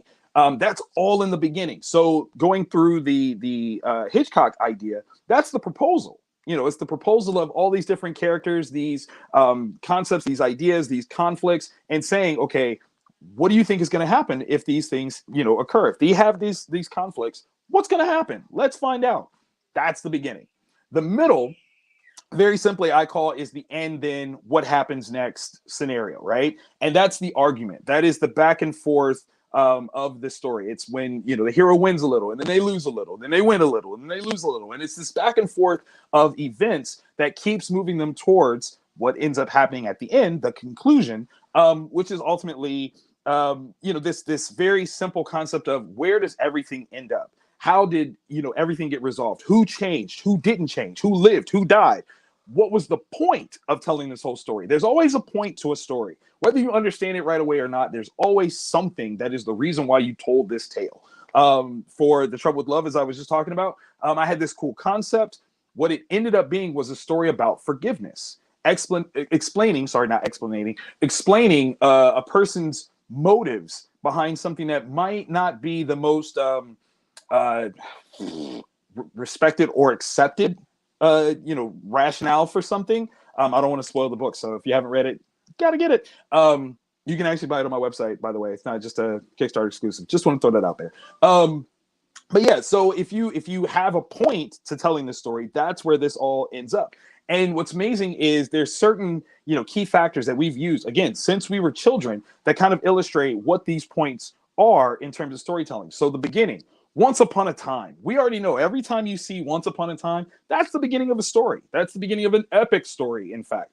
It's that key classic phrase, that idiom that really kind of sets the stage for something big is about to happen, and we're going to be told an amazing epic story. The next one, of course, is and then. No matter what happens, the next question, and then, until it finally gets to the place where everything kind of culminates in that phrase, ... ever after. Maybe happily ever after, spookily ever after, unhappily ever after. It depends on how you want to look at it, or how that story goes. But that's kind of the setup for how all of these things work.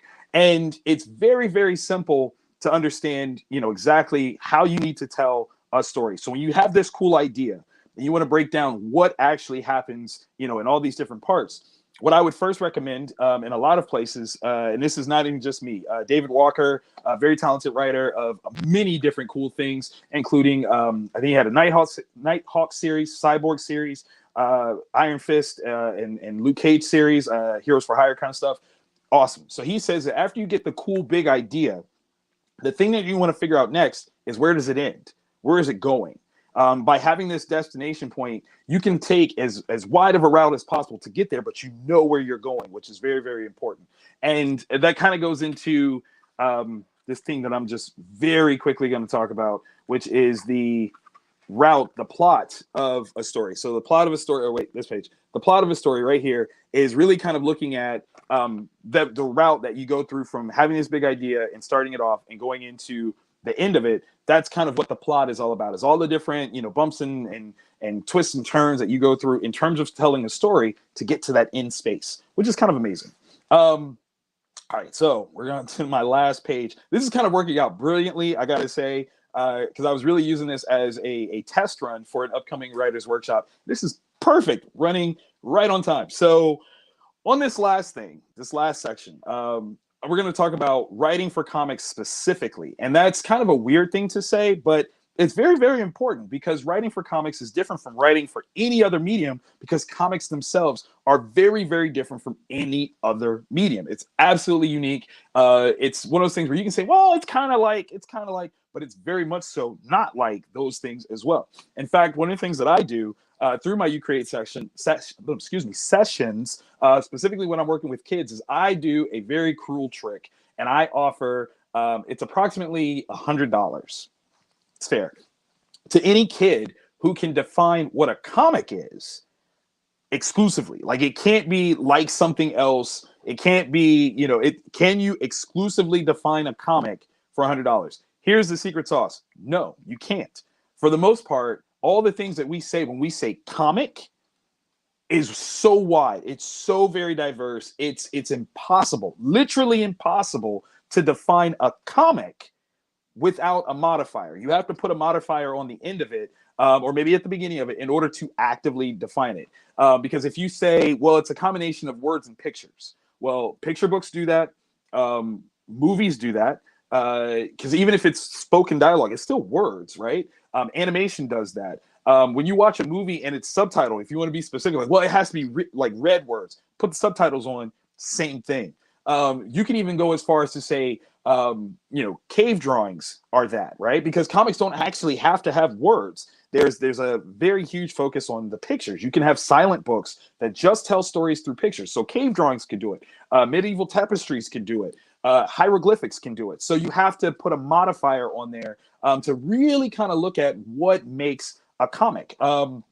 Because the concept is so wide, when you have those modifiers, it really kind of nails things down. So comics as a culture can be comic strips, comic books, comic conventions, all kinds of stuff equal comics, which is why you can't specifically break it down. If you look at what Champion City is a celebration of comics in all forms, right? So it's a convention that brings on writers, it brings on artists, it brings on comic book artists, comic book writers. If you have a print wall, it's still comics, right? Like it's still part of the culture of what we're talking about. If you have toys, apparel, clothing, video games, any of that stuff all counts as comics. So comics is super wide. What we're going to focus on are comic books. That's something that I have more expertise in. Though I'm somewhat well versed in how comic strips work or web comics work, I want to be specific about comic books, and that's what we're going to focus on right now. And the thing about comic books is that it's a comic book narrative or comic narrative that's told on the basis of shape. It's always about shapes, right? And books they're kind of, how do I say this? It's important that when you're talking about making a comic book, that you don't get hung up on certain things. So style and genre are irrelevant when it comes to comic books, okay? So like it being of a certain style doesn't necessarily make it a comic book. It being of a certain genre doesn't necessarily make it about being a comic book. It's about creating a narrative based on size. So with that in mind, like you can have alternative, underground, stick figure style comic books. You can have comic books that are genre like open. So it can have superheroes. It can be horror comics. It can be action. It can be crime. Literally any subject or genre can be featured within a comic book. The whole trick of it is recognizing that the creative process happens on the basis of size. And to really understand that, you have to kind of look at, what that means. So like a comic book is actually created artistically with a certain size format, right? So the artwork is done on an 11 by 17 sheet generally. Some people actually work higher or bigger than that. But it's done on an 11 by 17 sheet. There's a 10-inch by 15-inch a live workspace that won't get cut off in the reduction print process. When it is printed at a specific size. Generally speaking, your typical comic book, when cut down and all finalized and beautiful, is 10.25 inches by 6.625 inches. That's a specific size format, right? You have to kind of operate in a size scenario in order to create a comic book. Comic books are printed in a page quantity that is divisible by 4, always divisible by 4, unless it's a trade paperback or graphic novel, which it then can be divisible by 2. The reason for that, does anyone know what the reason for that is? I'm offering up a free copy of the You Create Comics workbook if you can tell me why that is in the next 10 seconds while I sip some water because I'm feeling kind of parched. So if you can tell me why a comic has to be printed in either a 4-page format for saddle stitch or a 2-page divisible page count for graphic novels, I will get you a free copy of this workbook and get your skills up in terms of making comics. That is some good wata right there. Yes, yes, yes. Let's see. What do we got? What do we got? No one's coming in. I feel like everybody left. I don't even know if anyone's still here. We're just gonna keep going. We're gonna keep going. Okay, so the reason for it is very simple. If you take a sheet of paper, any sheet of paper, let's see, do I have one that's not written on? All my papers are written on because I'm a constant creator. Okay, here we go. This is perfect. Front and back of pages. Gary Church, ladies and gentlemen, you already know. Genius. I'm sending you the workbook. That's happening. It's absolutely happening. So yes, when you take a sheet of paper, right, any sheet of paper, and you fold it in half, it naturally, automatically creates, this is the worst fold of my life. Oh my goodness, I should put this down. This is what I get for folding in the air. It naturally creates 4 sides, right? So you got 1, 2, 3, and 4. So when you're doing a saddle stitch, which is where it's stapled in the middle here, you have to do the book in quantities of 4 page counts. It's just a natural thing. The reason why it doesn't have to work that way in a graphic novel is because the pages are actually cut so that they are still just single sheets. And single sheets create front and back, so it's only 2. But these are things that you have to know. You have to understand that when you're creating for this format, how it works in order to effectively create for it. When it comes to talking about, what you're going to be creating, let's talk about the parts of a comic that you'll be utilizing. So we've got the space where the physical story is being told. That's called a panel, right? So that's a single image. Sometimes when they're put together in sequence, it's a sequence of images, but that's a panel. That space that you're using to tell this particular part of a story is called a panel. And that's the universal, kind of showcase of all visual narrative. So the frame of a movie can be considered a panel. The illustration in a illustrated book or a picture book for kids, that's a panel. All these different things that are just that one single showcase of a visual is a panel.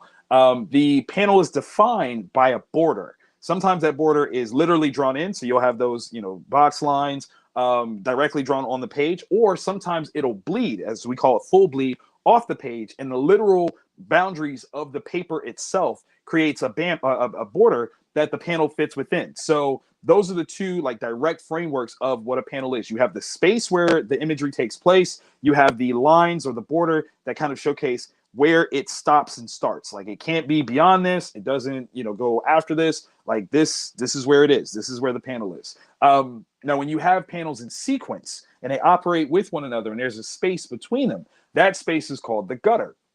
And the gutter is very brilliant. It's very unique when it comes to comics because the gutter represents time. It is the passage of time from one moment to the next. Because comic books have a series of static images, there is still this idea that time does move forward. And in order to kind of articulate that, we have a space in between the different images so that they don't just stream together. They are broken up to show that there's actual ideas of time that happen in between this image and this image. And, again, understanding that is very, very important. The bigger the space between them, the more time seemingly, transpires. And so you really have to create with that concept in mind. But the next thing that you really have to look at is where in the book your imagery is going to go. That's a part of it, right? And it's kind of interesting the way that this works when you think about the visual side of this. And this is kind of what we talked about, where comics are a visual narrative, but it's also an active participant narrative. What that means is, if you put on a song and you just press play, the song will continue to play. An album will continue to play, whether you're listening to it or not. It will just continue. A movie will continue to play, whether you're watching it or not. TV, same thing. It will continue to tell the story, whether you're actively doing it or not. A book, a novel, is the only other, style entertainment that you actively have to participate in order for it to continue. The interesting thing, of course, is that a book, the writer is doing all the heavy legwork, right? They're having to describe everything in order for the visual to be created. With a comic book, you actually are partnering with someone, if you're not doing the artwork yourself, that will do a lot of the storytelling in addition to the words. So if you are actively reading the book. Like if you start a comic book, here's actually a copy of Never Too Late, the sequel to The Trouble with Love. If you start at page 1, right, you get to a certain spot and you go, I'm tired, I don't want to keep reading, and you stop, you have no idea what happens in the rest of this story, and nothing else is going to tell it to you. Yes, it exists, but nothing else is going to tell you what actually happened. You actively have to participate with this thing in order for it to continue. And not only that, in the sense of participation, you become an active part of the storytelling process. And what I mean by that is there's this beautiful thing called a page turn reveal that makes you an interactive participant to telling a story. What that means is when you look at a comic book, you have a left side and a right side, right? And if you have an understanding of how we tell stories, so this is the right side to me, if I'm reading it correctly, and this is the left side. We read naturally from right to left, or left to right. That's how we do it. I'm backwards to you guys. So we read naturally from left to right, top to bottom. A comic book functions in the exact same way. Whether you're on a single page or throughout the whole book, you're going to read it from left to right, top to bottom. Now, if you're reading manga, it's backwards to that. It's right to left. That's how their language structure is based, and that's how we read stuff. So all these things have to take a factor into how you read it. But the cool thing is that when you're a comic book writer, you are both working with the artist and working against the artist, because the artist is basically there to illustrate the plot. They show what happens. The writer tells the story, though, through the dialogue of the characters, through the interactions, through their inner monologues. Now, yes, an artist can showcase some of the feelings of things, but there's a lot of stuff that the writer is actually going to work against the artist in order to tell the story. And specifically, it's in recognizing page turn reveals. So an artist can draw something, and if it's naturally on the right-hand page, because that's how we read, you're going to see it first. So you have to actively know where this thing is going to fall in the shape of your story in order to affect the storytelling. You don't want a surprise on the page where somebody's going to turn and automatically see it and not have to go through the buildup of getting to it. You have to work well with your artist in order to do that. If you don't have this understanding, it can ruin the whole reading experience. It will make it where the reader actually discovers something before you want them to. Totally difficult, right? But these are the fun parts about making a comic. It's when you get that level of excellence and you can really kind of see how you're guiding a story. It's kind of wonderful. Now, again, comic books are considered a visual narrative. That's because the most obvious reason is because more of the artwork is used from what the writer does. Like from a writer standpoint, you can write, and it'll probably be approximately 30% of your words will actually make their way in a physical comic book. For an artist, it's a lot more than that, which is fine. It's cool. You just have to know how that works so that way you can work better with your artist to tell great stories, because that's the thing. Your whole goal mutually, both you and the artist, is to tell a great story. That's what you want to do. And when it comes to like literally getting into writing for comics, and I know I'm coming short on time, this is the things that you're going to have to be prepared to do. When it comes to scripting, now there are no set rules when it comes to scripting. How you write is how you write. Be as naturalistic as possible. But these are some of the things that you want to have in there to better articulate who you're working or articulate to who you're working with to create visuals. You want panel descriptions. You want to say what actually is happening. And you want to be as concise as possible, which is not necessarily like overloading them with detail, but telling enough so that they know exactly what it is that you have in your head. Now, I will say this. This is a huge caveat that needs to be understood. You are not to dictate what the artist is supposed to draw. It is not that kind of party. There needs to be room for interpretation. If you want to be so very specific about what has to be on the page, you better learn how to draw yourself. Now, there are goals that you need to uphold, right? Or the artist needs to uphold. If it does not affect the storytelling, be loose. Don't be so rigid about what they drew or how they drew it. As long as it doesn't affect the storytelling as a whole, the mood, the tone, the characterizations, as long as those things are intact, let it ride. Don't be that person. You'll be the worst person to work with. Or you just better learn how to draw yourself. The next thing that you're going to have to learn how to do is write dialogue. Now, you can either write dialogue ahead of time, which kind of gives an artist an idea of how big or small they can work within a panel to really understand how much room they need. Or you can write it after the fact and kind of really give yourself some opportunities to edit your ideas as you're working, because sometimes an artist, they get into a groove and they don't necessarily give you as much room as you thought you were going to have or you might have wanted, and you need to be able to work and be flexible within that. It depends on how you feel comfortable. Maybe you want to write it ahead of time. Maybe you don't. Totally up to you. But you can also write sound effects. And literally between all of those things, only the dialogue and the sound effects will actually make it into the book. Even though the panel descriptions is so important, it informs the artist on all these types of things, those words never make it into the page. And that's why it's a visual medium, because you're doing all kinds of work, but it's all behind the scenes. It's all stuff that nobody else sees, but really the writer, or the writer, obviously, the artist, the colorist, and maybe the letterer. And of course, an editor if you have one. So those are things that you can really kind of add to your cookbook to tell better stories in comic book format. Really understand how this stuff works. It's a lot of fun, actually. I love telling comic book stories. I think more than anything, I'm a comic book writer than just a writer. But I hope that this kind of gives you a cool idea of all the fun things that go into making comics to be a better comic book storyteller, making you a better, collaborator with an artist, and you tell some amazing stories that will be featured at future Champion City Comic Cons. That you'll be in Artist Alley with us, and I'll be able to read your stuff. You'll be able to point and be like, hey, I did your workshop and you made me a better writer. And I'm like, yes, you made me a better writer for being here. That's how it goes. That's how it goes. Steel sharpens steel, baby. So create some cool stuff. And I can't wait to see you guys. Hopefully next year we'll be all together. Maybe we'll see each other at Gym City, and then we'll see each other again at Champion City. But till then, write as much as you can. Keep creating. I'm Victor Dandridge, the hardest working man in comics, waiting for Amanda and Rich to come back. Oh, they're here. Yay! Easy peasy. Easy peasy. Ladies and gents, thank you guys for having me. It's been an absolute pleasure. Yes. Don't you leave yet. I'm not going to leave yet. Okay, because there's a few things I want to touch on. Yes. You were just talking about working with your artists and stuff, and the reveal, and how sometimes the reveal, people have put it on the right page and they still have to read all of this stuff. Do you think that actually influenced a lot of creators to do the huge 2-page panels for the whole reveal to be on both pages? Absolutely. Absolutely. Because what you want is to get as big of a reaction as possible. And it's really about the rhythm of storytelling. And when you get that big 2-page spread, that moment is huge and it hits harder. But it's so important to make sure that when you do this, that you actually account for the pages correctly. Even on the writing side, I've seen people that have accidentally set a 2-page spread on opposing pages and didn't realize it. So that's the worst thing ever. When you're like, wait, front and back. Oh, I did this. Oh, the worst. The absolute worst. That was the first thing that popped in my mind. It's like, yeah, because when you do, even though we do read like this, we read from here to here in America, where, like you, and I'm so glad you mentioned manga where they go from here to here. Thank you so much for that. I really appreciate that. I yelled manga and you went, oh, unless you're reading manga. And I went, well, I don't have to put that down.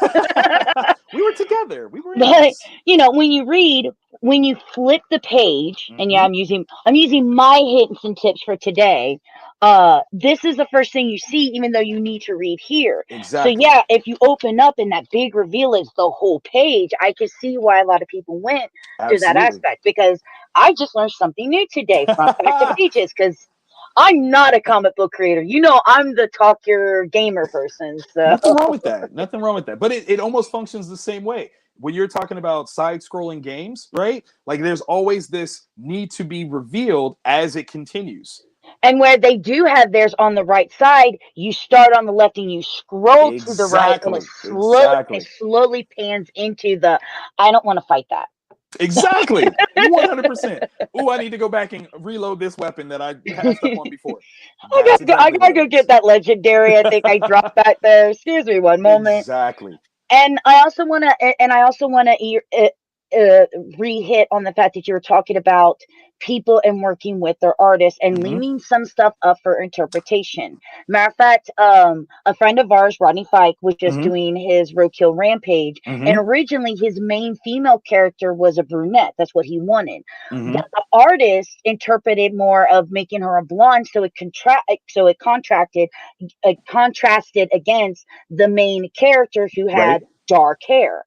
And when he saw that, he was like, I really like this. We're going to go with this route. See? And that's not to say that, you can have as the creator or something go, no, I really want this, but talk it through. Talk with your artist. Be like, well, I really want this, and see why the artist made their decision, because you may see, oh, the artist might be right here. Yes, yes. Don't ever think that your idea is the best idea.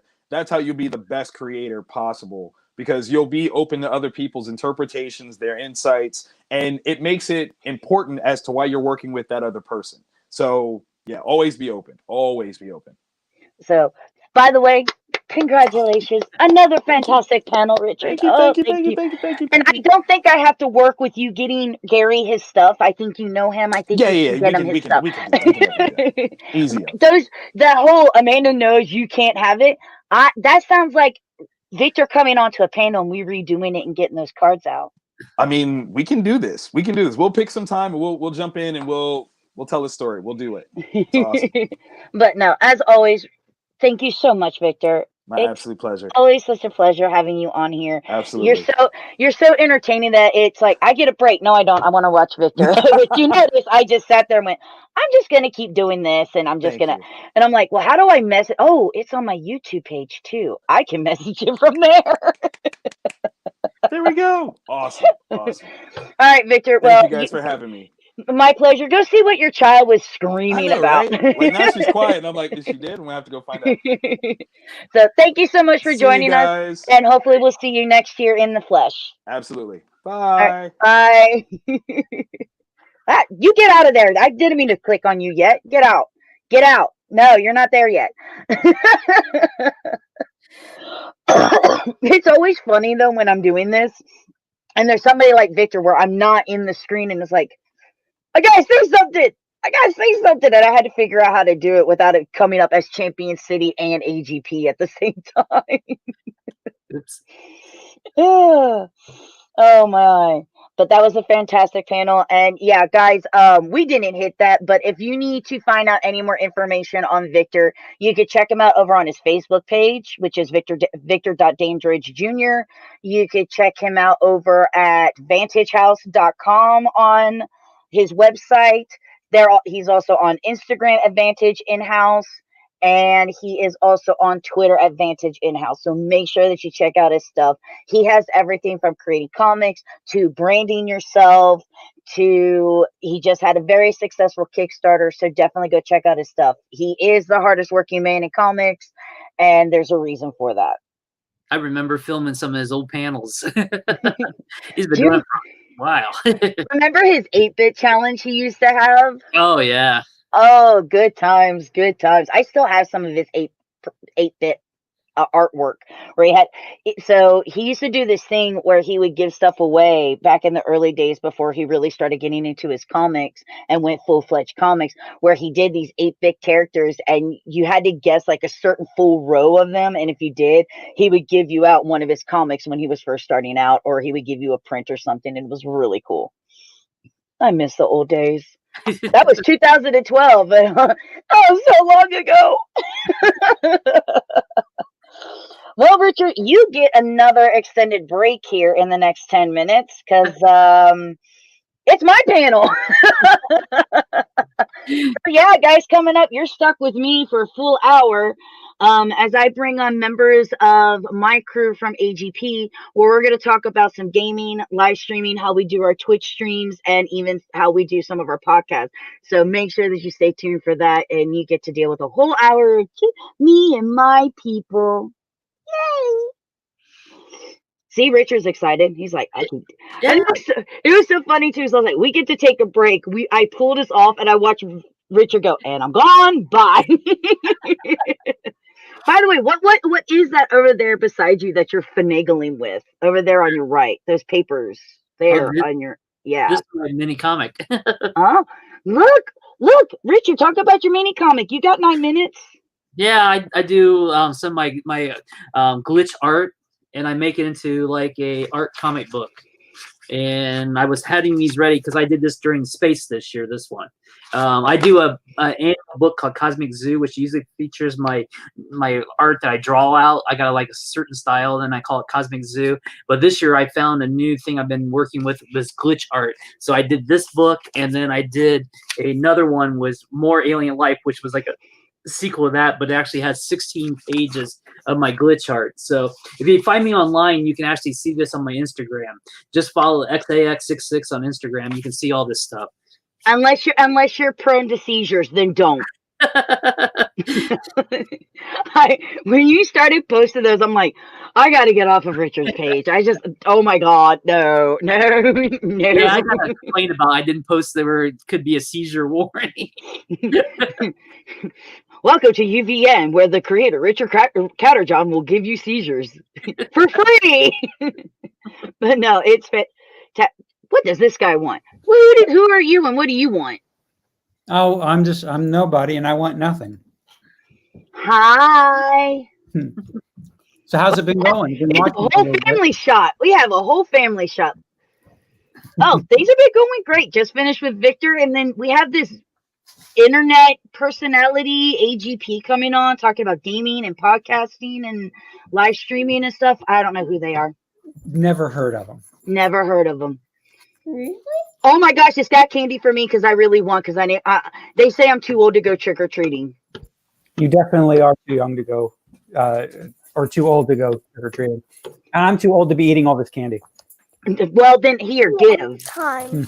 We'll put it in the mail to you. Oh, great. Oh my God, it's a great airhead. I want it. No, you're just teasing me. He's just, what is it with your kids? They're such teases. You're telling me. Honey, you really don't want to listen to me. I'm just a mouth. That's all I am. She's cut from the same cloth. All right, give me that back. Make yourself scarce. I'm going to listen to what's going on. Well, they listen well. You have them very well trained, like my Chihuahua. Right. But no, everything's going great. How's your day going so far? Are you enjoying the show? Yeah, it's been fun to watch. I'm sorry I haven't been able to participate in more of it right now, but it's been interesting to watch. Well, you were here for the beginning. We'll have you here for the end. It works out. Right. It's kind of like out of show. Where's Jesse? I don't know. Yeah. If you see a streak of purple and green somewhere, that's probably him running through the show floor. Right. Pretending I'm needed somewhere else so I don't have to do anything. Don't worry. At a show, I know exactly how to get you. Without a mic, I could just yell your name and somehow you hear me. I don't know how I. So what's next? What are we talking about? Next up is going to be AGP, but we still have 6 minutes before then, so we're just chit-chatting and thanking everybody for being here, and Richard is totally talking his head off. How do you, speaking of that, how do you get him to stop talking so you can get a word in edgewise? It's very difficult. Right? But, you know. If we have a second, let me put in a shameless plug for me. Go. All right. So on the internets, on the interwebs, there's a thing called Facebook. And on Facebook, there's a group called Gem City Comics. And we are starting up our auctions again. I put up reply auctions. I put up about 40 comic books and sets and stuff like that. And I let people bid on them. Maybe later on this afternoon, I'll bring up some stuff that I'm going to be selling here soon. Because, you know, the shows not happening are making it hard for me to sell all these great comics that I've got. So I want to show them to anybody watching, and they can drop me a line on how do they get it, how they can get some of my cool swag. I'm watching. Are you finding it now? Is that you're putting up links? It does. It actually just says Facebook groups with the number, but if you guys need to see it, boom, it's Gem City Comics. Daddy. Fantastic. Thank you. Daddy, what's your name? Or the fun part, you guys, if you really want to get to know the boss himself, and he puts links up on his stuff everywhere. This is where you can find the man, the myth, the legend behind it all, Mr. Jesse Noble. Boom, right there. That's awkward because there's a lot of things on there that people don't know about me. That I keep it kind of private. But thank you for sharing that, Amanda. You're welcome. You're no longer, look, you are a face of the community. You don't get to be private. Welcome to online. Right. Yeah. The other thing that we do is, it seems like that's with everything that's gone on with COVID this year, everyone's side gig has become, has come out of the closet, and everyone's full bore on social media telling everybody what their side gigs are. Besides selling comics and running the show and stuff, I also coach soccer, and we do a camp that we just started, and it's difficult to run a camp with all the social media that you have to, or social distancing that you've got to keep up. But it's been a really rewarding process over the years. So that's the other little side gig that we've got going on. I can help with that. Right. Did you show those off? Did you bring them up a little bit closer so everyone could see? I can, but I'll be showing them off in the next panel. But this is our newest one. Oh, nice. Very nice.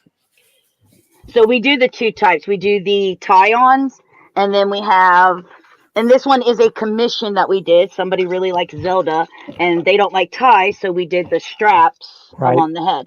That's nice. I like that. My favorite ones are like the neck gaithers or gaiters. That's what I wear most of the time. I'm wearing one now. For those, because I don't like the tying because I have such long hair, it gets caught in my hair, and I can't wear stuff around my ears. They kind of stick out.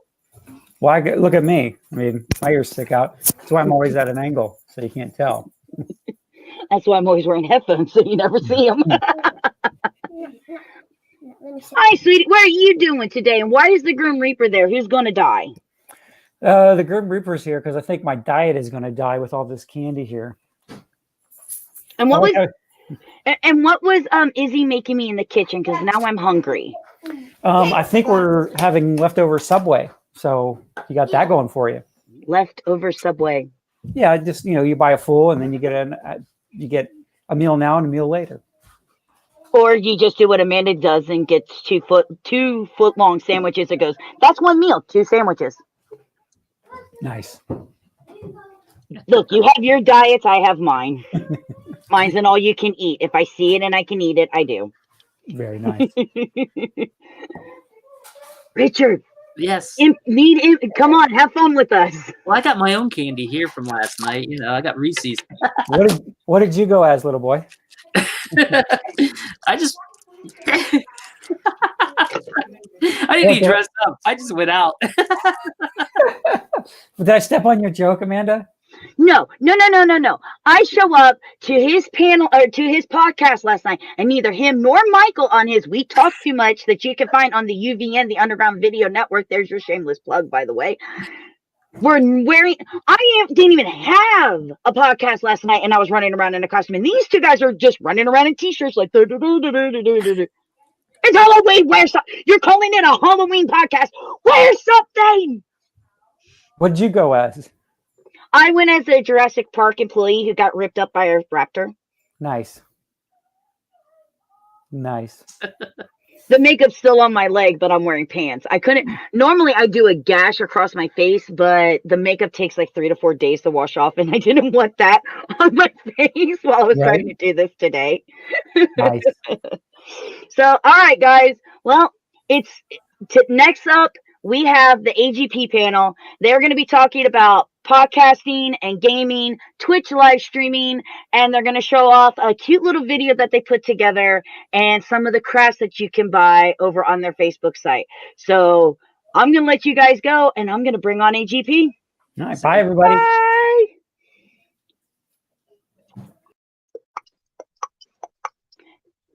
Why is she muted? Noise.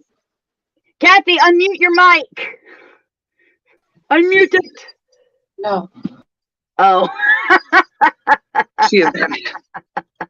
I love her. I love her so much. Get back here. Anyway, guys, hello and welcome to the AGP panel.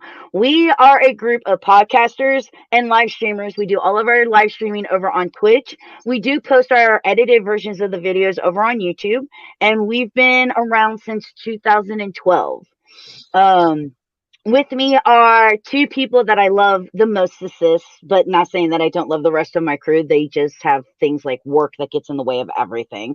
So with me is my right hand, the person who started off at AGP as my secretary and my table director, and now she's actually gaming with us, Miss Cassandra Colton. I actually say I started in 2013 because I didn't go to my first convention, I didn't think, until 2013. But we've been around since 2012. Well, I know you have, but I haven't started. So on my resume, it says 2013.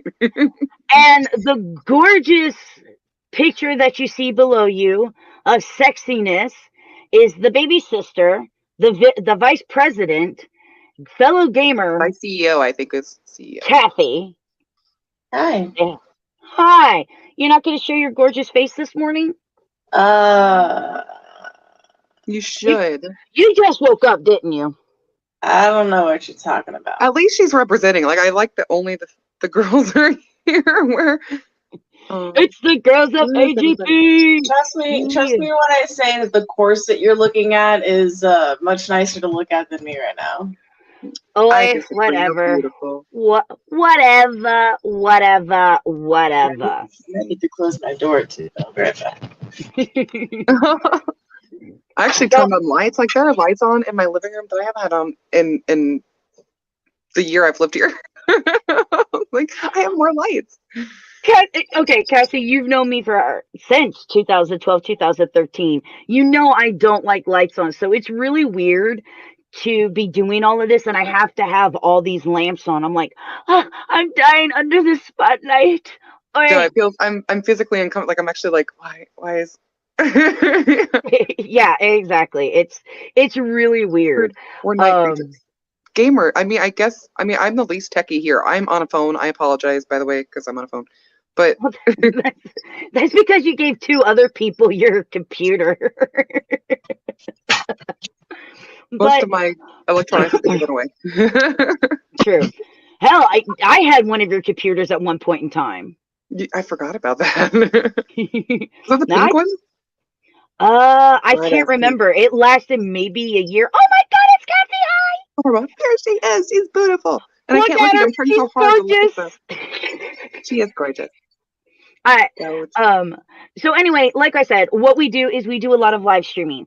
We produce 3 different types of things. We do a crew podcast, which is every Tuesday at 7 p.m. Eastern Standard Time, which make sure you tune in because we know Tuesday is going to be a very interesting day. So we're going to be here not talking about any of the politics that are going on that day. We're just going to be around goofing off and trying to let you guys have a little breathe. Go and vote if you haven't, but like anything else is not going to matter that day. Whatever anybody says or speculates. But it's still going to be nuts. Yeah. So we're gonna do some goofy things. Maybe Kathy will try to put together another Lego, and you'll see a reference to that later in the little video that we have for you. Damn light. We don't talk about that. By the way, to go with this girl comes all the way to my house, and yes, we do wear masks. Yes, we social distance. I even open up the window and put a fan in the window with it being like 30 degrees outside to keep airflow going. So like if we eat or something, it's less opportunity. She comes to see me just to bring me a Lego to put together for her. I look at her and go, "Where's the Lego?" And like, the depression, you just saw the depression wash over her because she forgot it. Hi. Right. Oh, there it is. Hi. Did you find a place? I need to find a place to sit mine. I don't. Really? She hasn't either. But on top of I might just be changing angles constantly because my arms are going to be like, no.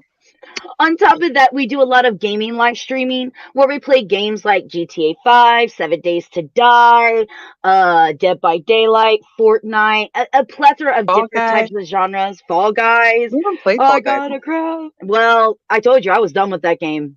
I got a crown. You did win. You did win. So and we normally do that Wednesdays through Sundays starting at 10:30 p.m. Eastern Standard Time. Of course, sometimes we do impromptu videos. Like last night there was the Fortnite concert, so I went ahead and I streamed that before we streamed our Halloween version of Dead by Daylight. Tuesday we do 7 days. I'm just saying. You said Wednesday to Sunday. Tuesday. Uh-huh. Tuesday to Sunday.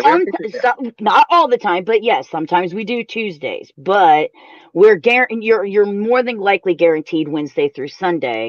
I'm trying so hard to look up here at Kathy's doing things. I want to watch Kathy. You want to just watch Kathy?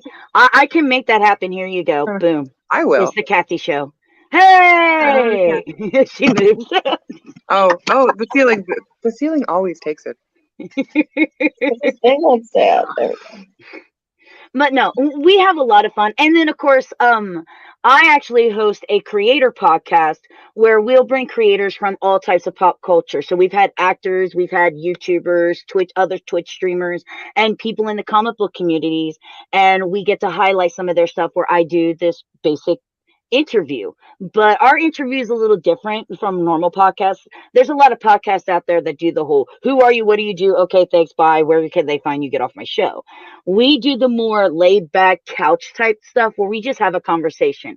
We allow the creators to talk about what they're working on, but we like to find out more about them, because we at AGP believe not only is the stuff that you create can sell and get you followers and fans, but also you as a personality, who you are as a human being is just as important. So we like to focus on that as well when we are interviewing our creators.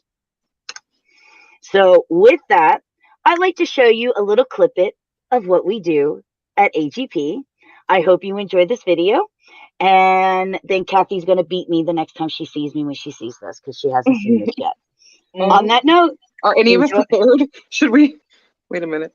You're not prepared. Bracing myself. Here's some of the stuff that we like to do. Yeah.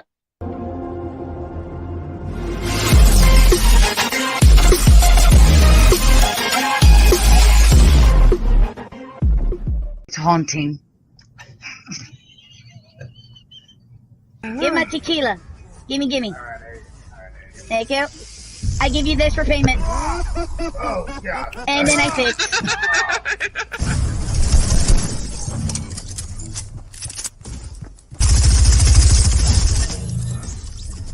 Kids. She walked to go get McDonald's for my kids. Like, that's you're my running mate.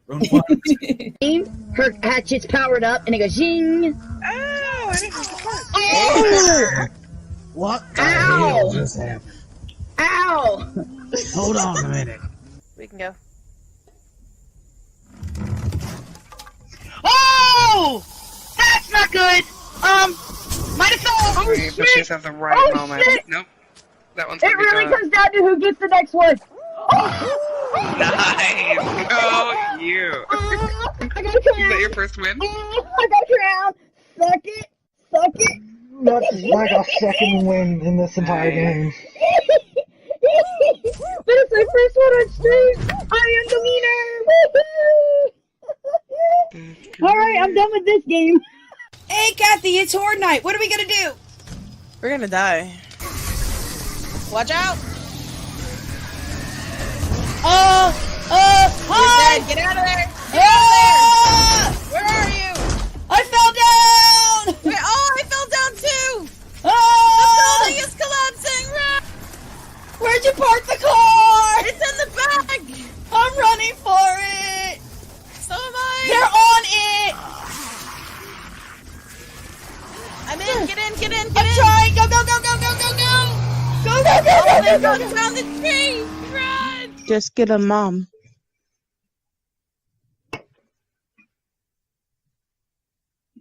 A mom? Never mind. I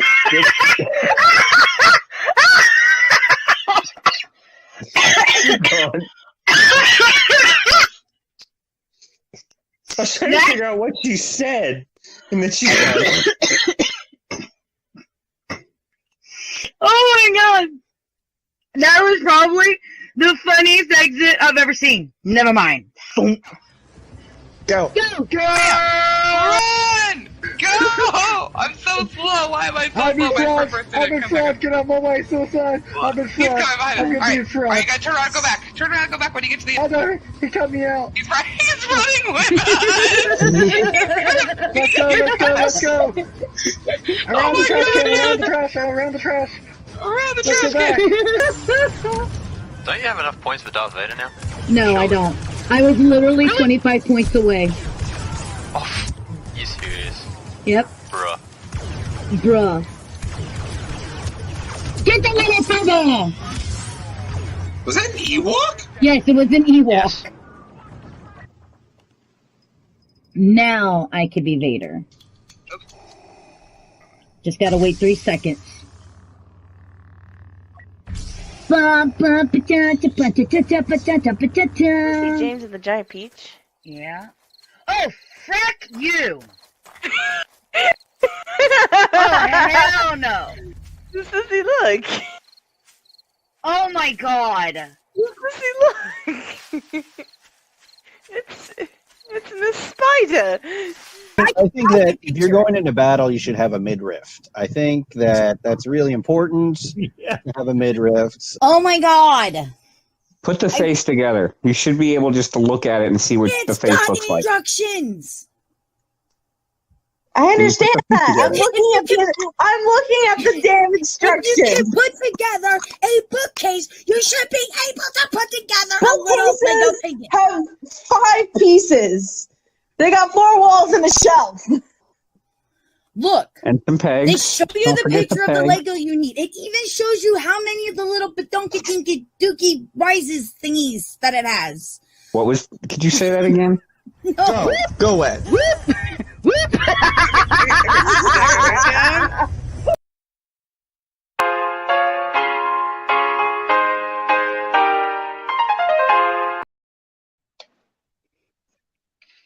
Kathy, I love you. Please don't hurt me.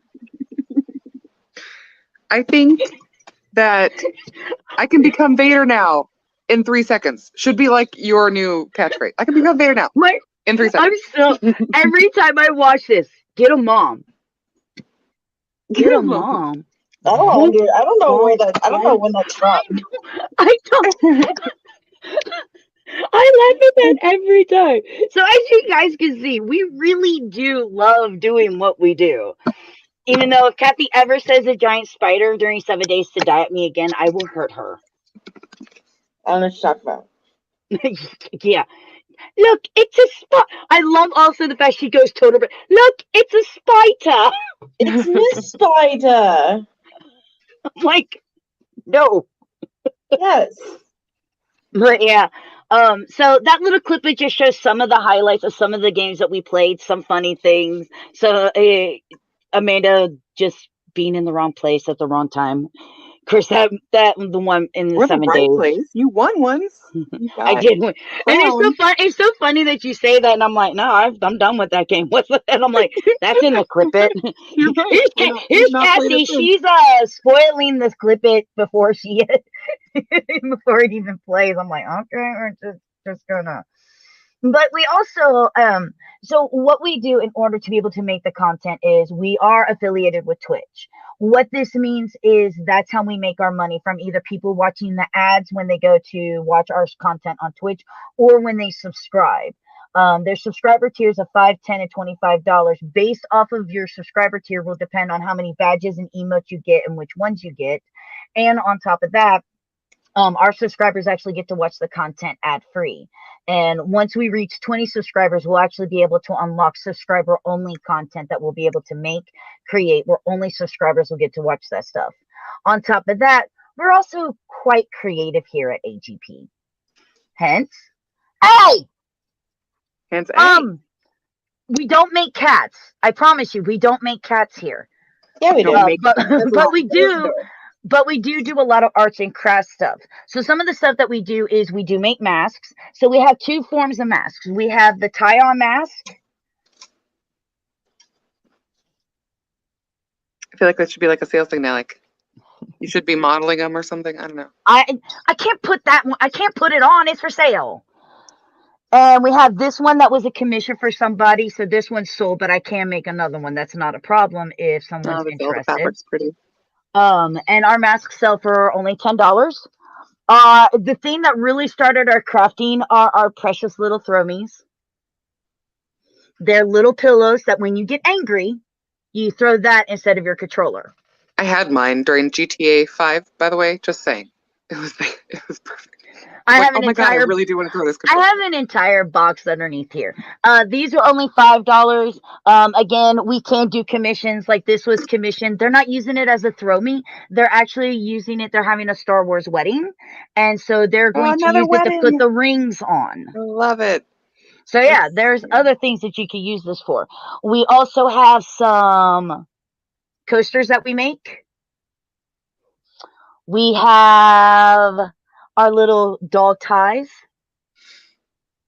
And this one glows in the dark. And then we had another commission one that needs to go out. Boom. And these are also only $5. The coasters, $5. And then we have our dog scarves ranging from extra small to extra large. And there's the ones, and these just go on the collar. So it's actually based off of the size of your collar on what size you're really going to want, because you want to make sure that the collar fits through. Let's I see think if you I usually can do find a 1 inch cute one. ones, right? Here's a cute little one. And here's another glow in the dark one. And then we have like this commission of ET somebody wanted for their dog. This here is the other form that we have, which is our Velcro, which means that you would actually have to send us the neckline of your dog if you were interested in something like this. And our Velcro ones are double-sided. And then and they range from $10 to $20 based off of what size that you're getting, and if you're getting a collar or if you're getting a Velcro one. And the best way, if you're actually interested in getting any of those products, is to contact us over on Facebook, because we don't have a website as of yet, but I'm always online. They'll tell you I never leave my chair. I live here. Would you stop, Kathy? I can do this, My favorite thing is your purse. Like, I have one of your purses, Oh, Mario yes. purse, and I get compliments on that all the time. They're so well made, and they're the perfect size, so I don't like take everything because my back's not good anyway. I love the purses. So the reason why we went with the smaller design is kind of because I don't use luggage as a purse. She distracts me. I don't use luggage as a purse. And those are $10 a piece. And everything's handcrafted and made between me and my mom, who is the one who taught me. And all of this stuff has to be approved by my mom before it can be sold, because I'm not allowed to have one thing Supervisor. out of place. Oh my God. I would say Yes. she's production supervisor if you're giving people titles. She's the AGP mom. Well, that's So, but Cassie, with you just, you've been streaming with us here recently. What's it for since someone? Hellscape 2020. I think you started right around when COVID started, around March, That's when I lost April. my Yeah. job. Yeah. Coming in and doing the live streaming and this gaming stuff, how do you enjoy how do you enjoy it? I have to not think of it as a live stream, because I think the most people that know me know that I don't care to be recorded or videotaped or anything. I don't like it.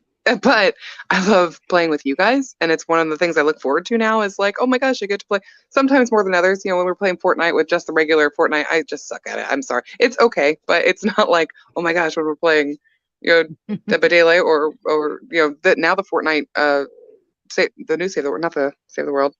The Fortnite that one news too. that's been going on. Nightmares. Why am I can't think of Nightmares. Fortnite. Yeah, it all flows together so well. Why would I think of Fortnightmares? What you said is probably one of the best things that we could advise for people if they ever want to do any kind of live streaming, is that it can be really kind of daunting thinking that there are people constantly watching you while you're playing a video game, because there's always the high probability that you're making mistakes and doing things wrong and things like that, and it can be embarrassing and it can kind of drain on your mental health. So it's really important that you kind of think of it as if you're really just playing a game, but you're trying to entertain yourself. Yeah. So if you're going to be playing something, make sure you're playing something that way you can keep up a conversation with yourself and or your audience while playing at the same time. Because if you're just telling something where it's boring or you're dying a lot, that's no fun for you or for them. Well, if you get very angry all the time. Unless you're dying in a dramatic effort of going. As Sebastian would say if he was here, YOLO! YOLO! Those YOLO! Kathy's kind of a young person, that too. I also think, though, when it comes to the gaming aspect of being a streamer, play a game that you like. Sure. Not just, don't go, oh, well, Fortnite's the most popular game right now, that should be the one that I'm playing. Play something that you like. Yeah. Because if you're not enjoying it, no one else is going to enjoy it.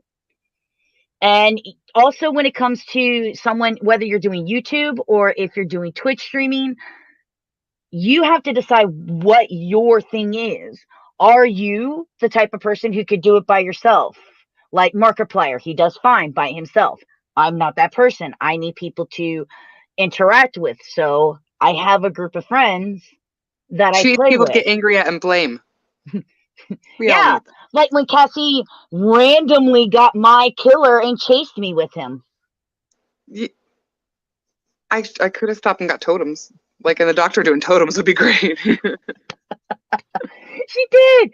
She didn't have Mikey Myers, so she went and we did It was a randomizing. rando. And she picked my doctor. I thought I was going to do Plague. I don't know why I didn't realize Plague was a bi character. And I was like, oh, Plague. Okay, I get to try this. Well, that's why I haven't tried her, because she's not free. Because she's not free. Weird. But I'm cheap, guys. I'm sorry. I'm not a Technic person. I hope eventually I'll go back to work and this will go back down. I'm sorry to like 2 or 3 nights a week. No. But not looking like it's anytime soon, because I work with old people and they're they need to be protected right now. So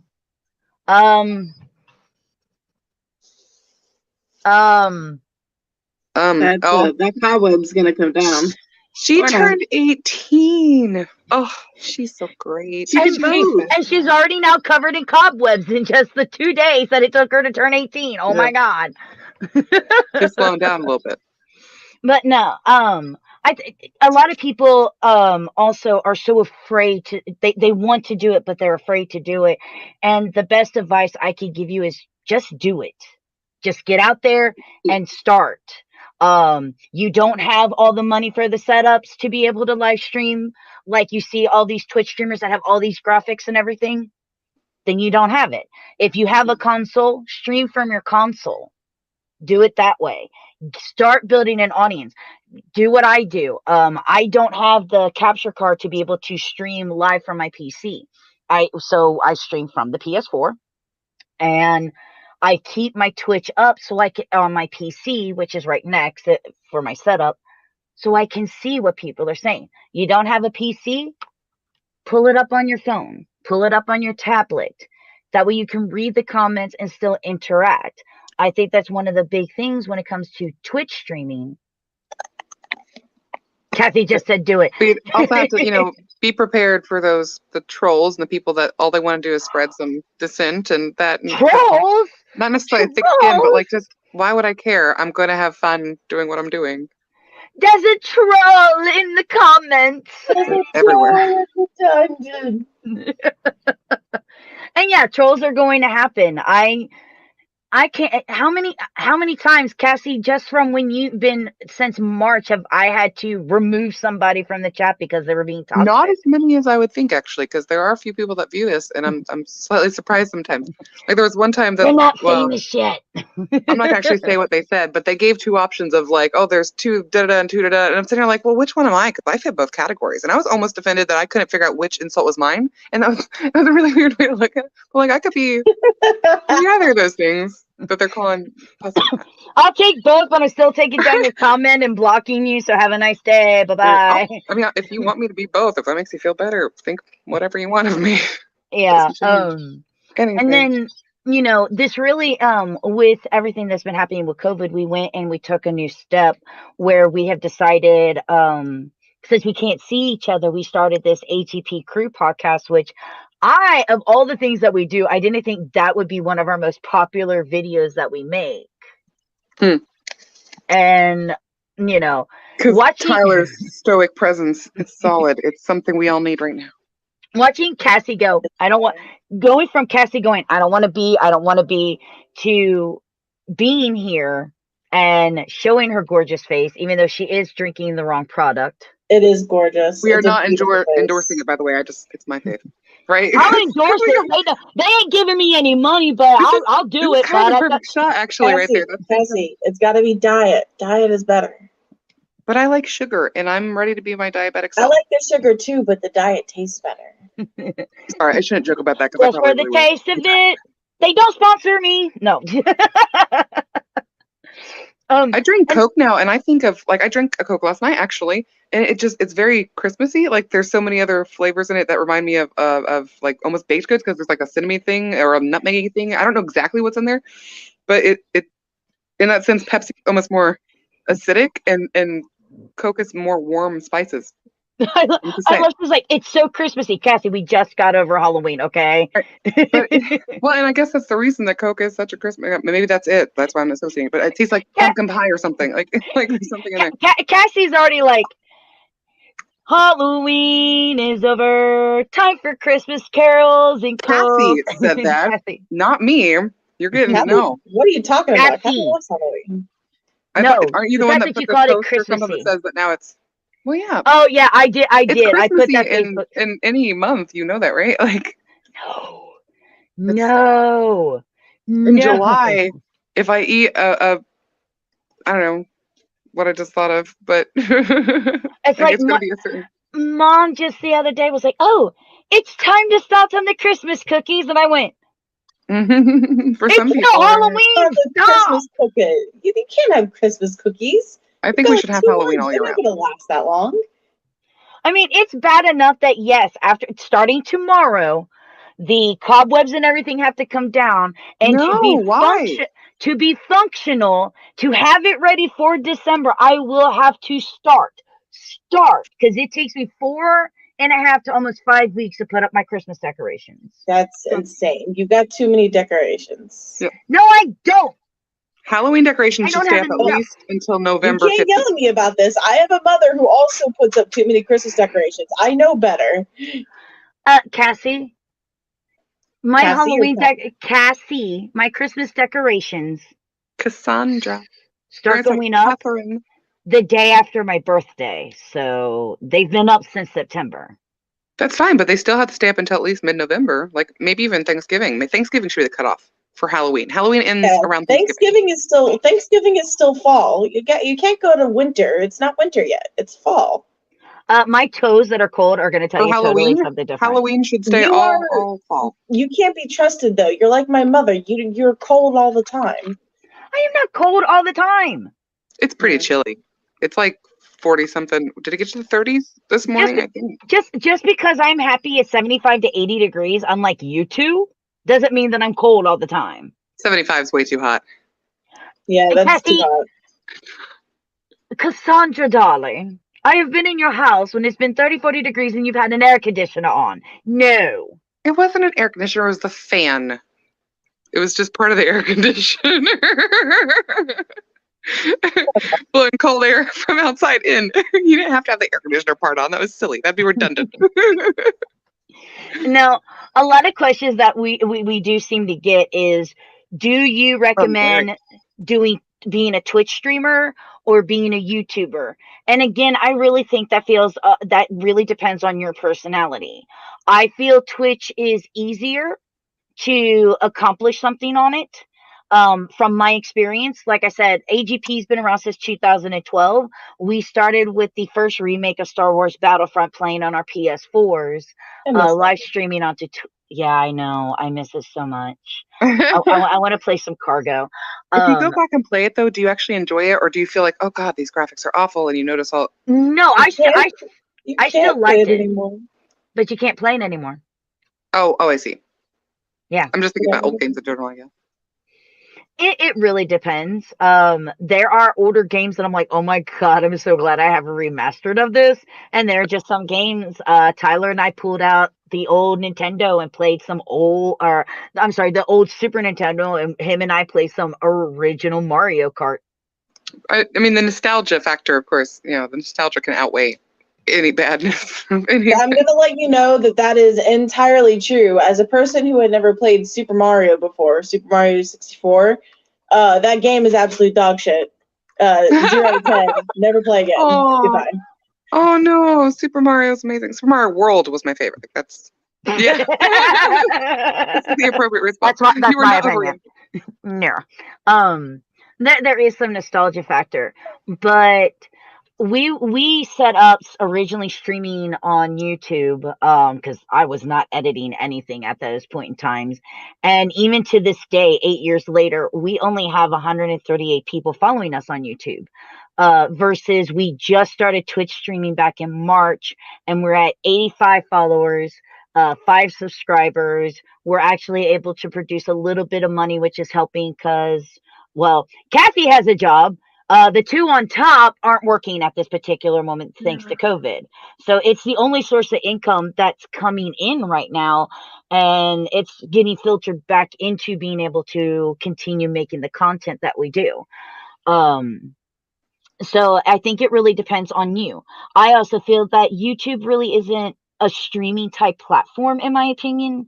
It's more for a very nice, polished, edited video versus Twitch that really has that get to know the people, build a community, talking, have that rawness that a live stream really should have.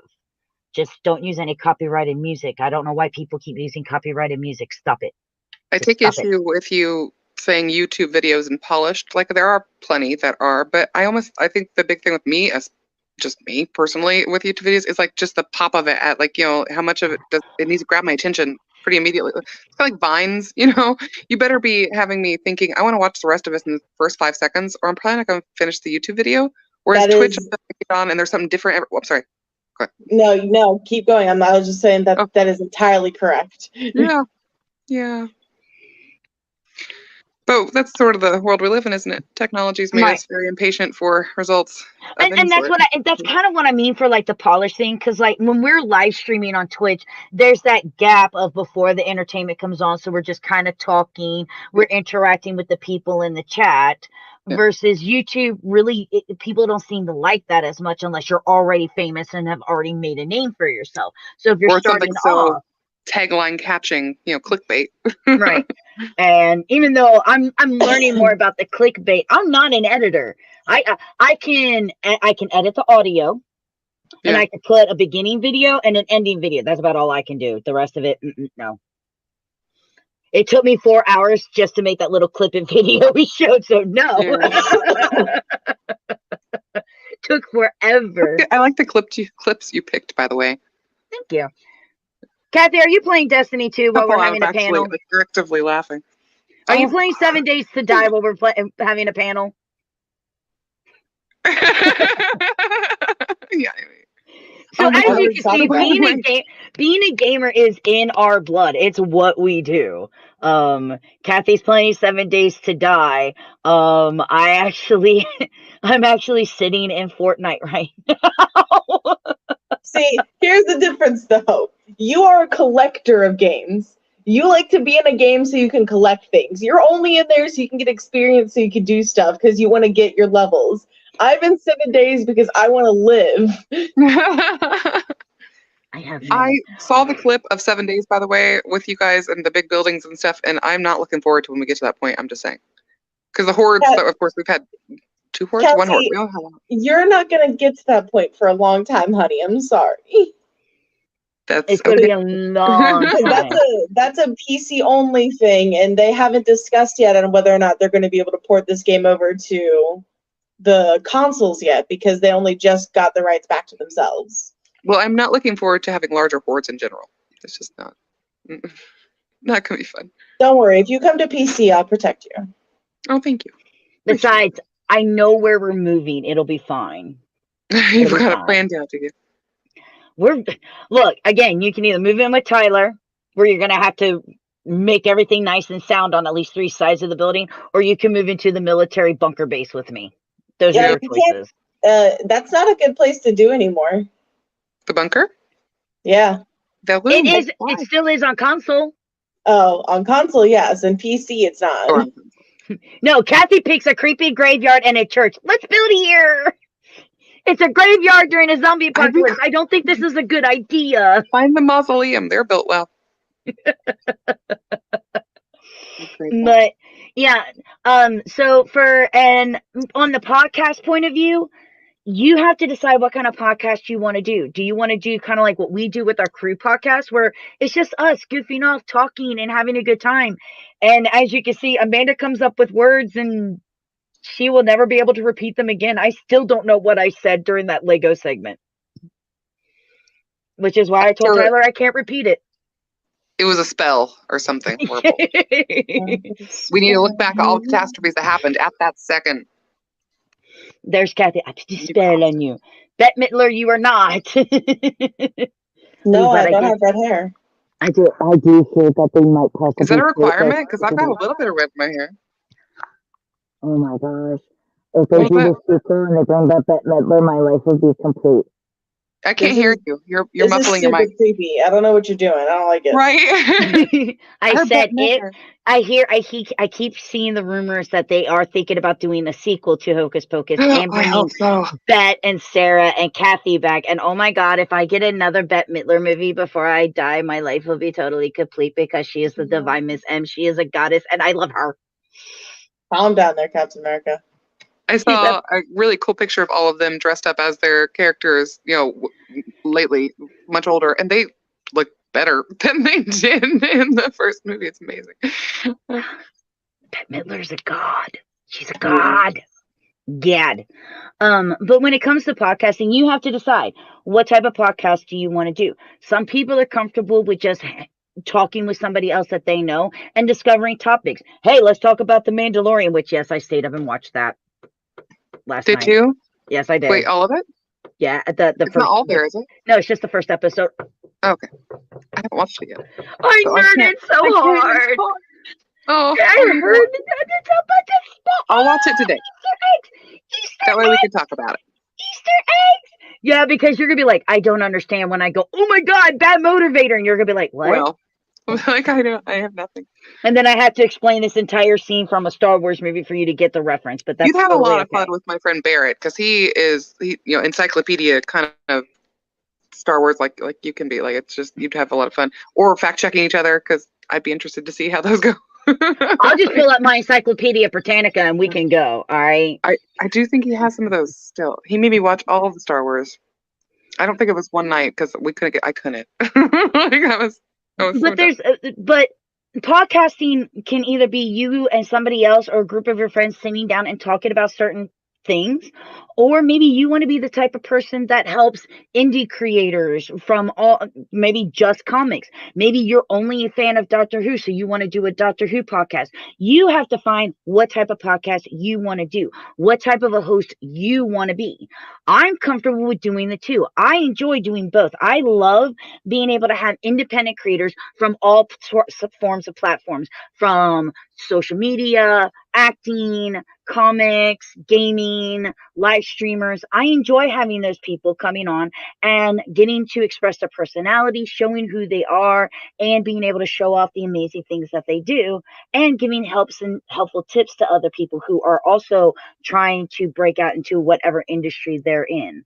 And I also love your focus. Do you want to? And your focus is there, but it's very broad, which is great. I think that's right. That's For good. me, I couldn't settle on one type of podcast because I don't know if you could see behind me, but there's comic books and there's action figures and there's posters and replicas and stuffed animals, and I'm into everything. Like, so what are you into? Everything. The end. Goodbye.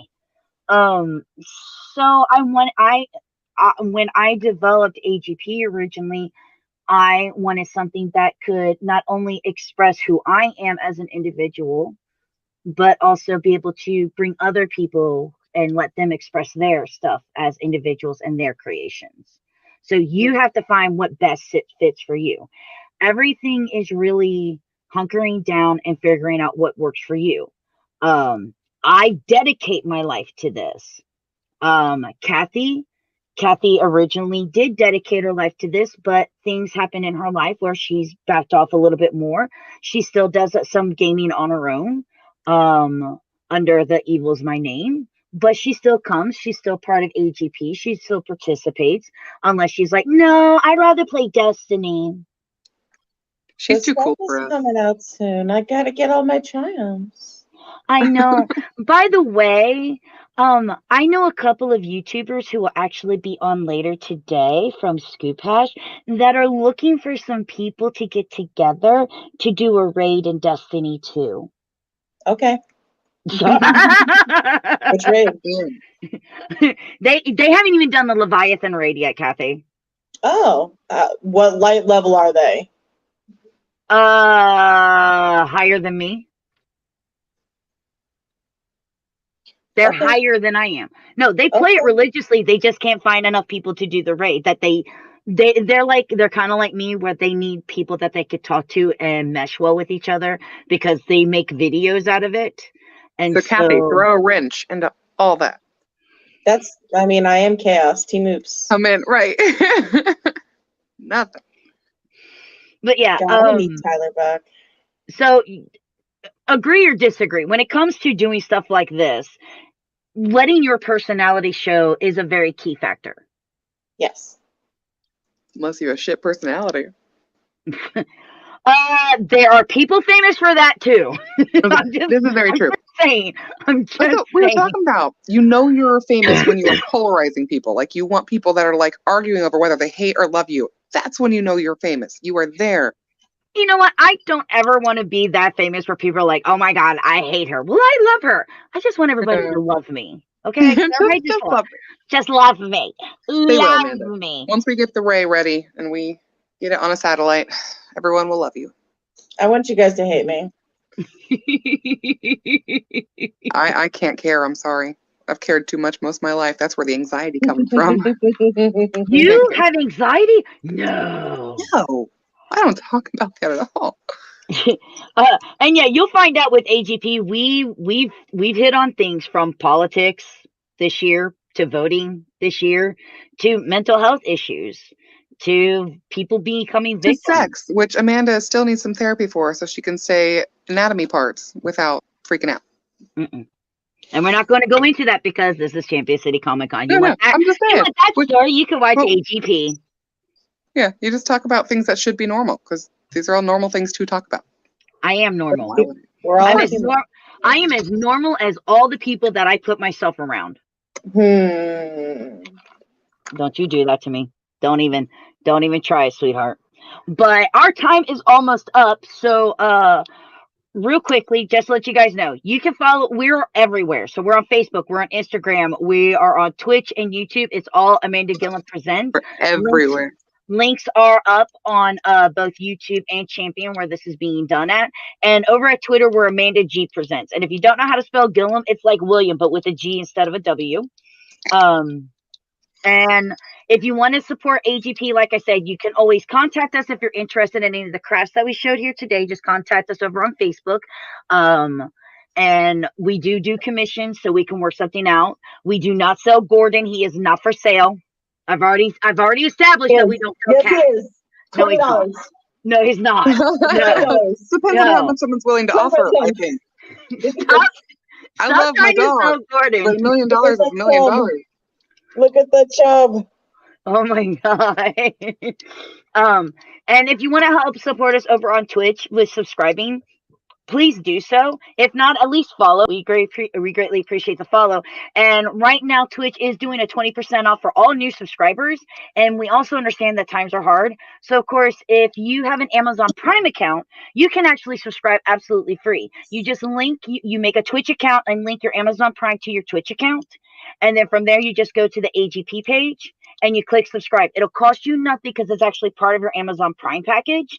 And we're still able to get paid. And all you'll have to do every month is just go back in and do the same thing, because it will not renew because it's an Amazon Prime subscription. But you do it, you'll still get the free badge. You'll get to watch the content ad free, and you'll also get a free emote from AGP. And then for those of you who don't, come watch us anyway. If you can't subscribe, follow, and come earn and spend some channel points and make me do things like sing for 5 minutes or choose which hero we get to play and come and interact with us. But on that note, guys, it's 1 o'clock. So you two got to get out of here. I got to bring back the co-host for the Champion City Comic Con. And I will see everybody who's playing tonight at 10:30 p.m. Eastern Standard Time for another live stream. Sounds good. Just on Twitch. Bye. Hey. Hi. Welcome back. That was a good, interesting panel. You know, it. Oh, I was like, what's that noise? I was like, oh, it's that noise. Oh. Hey, I only went 1 minute over. I did good. Better than I did. But no, thank you I appreciate it. I love because I could see everybody in the background and watching the Kathy thing, which is like get a mom, and watching both Kathy and Cassie laugh their little patarkuses off. I almost said a bad word on Champion. Oh my god, I'm gonna get fired. Was like the highlight for me.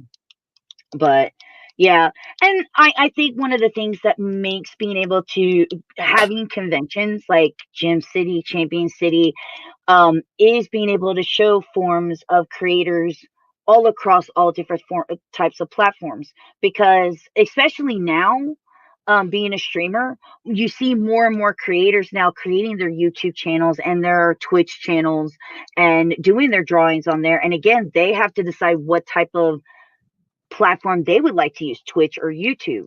Because even though they're similar, they're both very different in what type of an audience you want and what type of a community you want to build. And I like a Twitch community.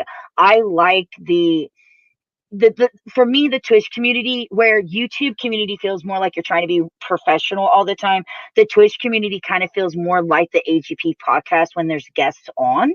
Right. You've been on it. I do that whole laid back couch type thing, and that's the type of community I want.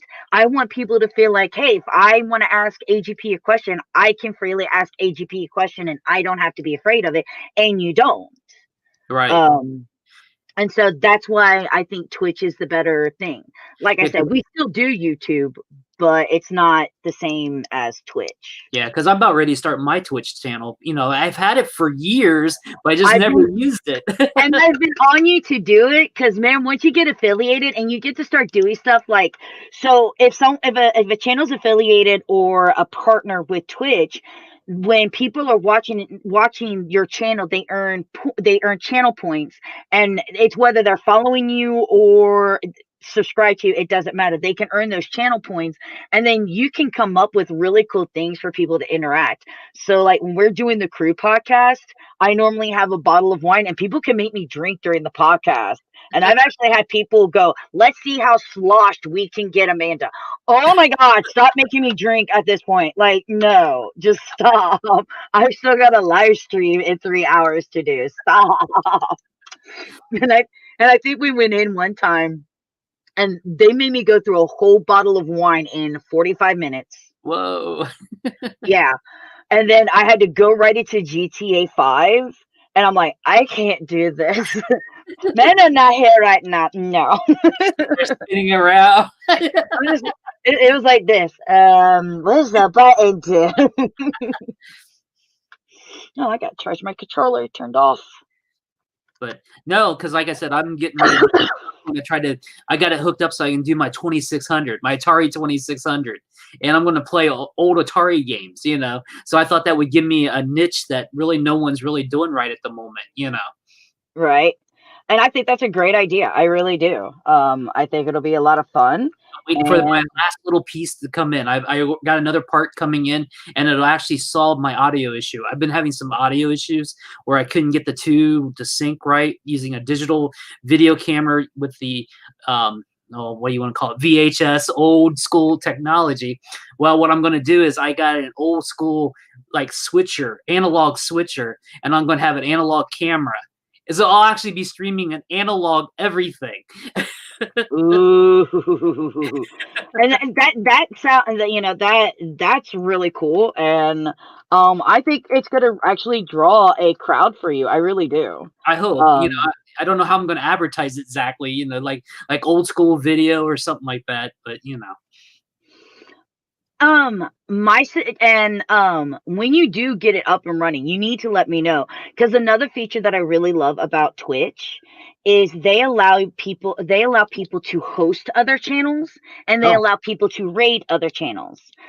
So if I'm following you and with your permission, when I'm offline and I'm not streaming and you are, I can host your channel on my page, which means anybody who comes to my page will actually see your video, which will give you exposure so they could click on from my page to your page to follow you.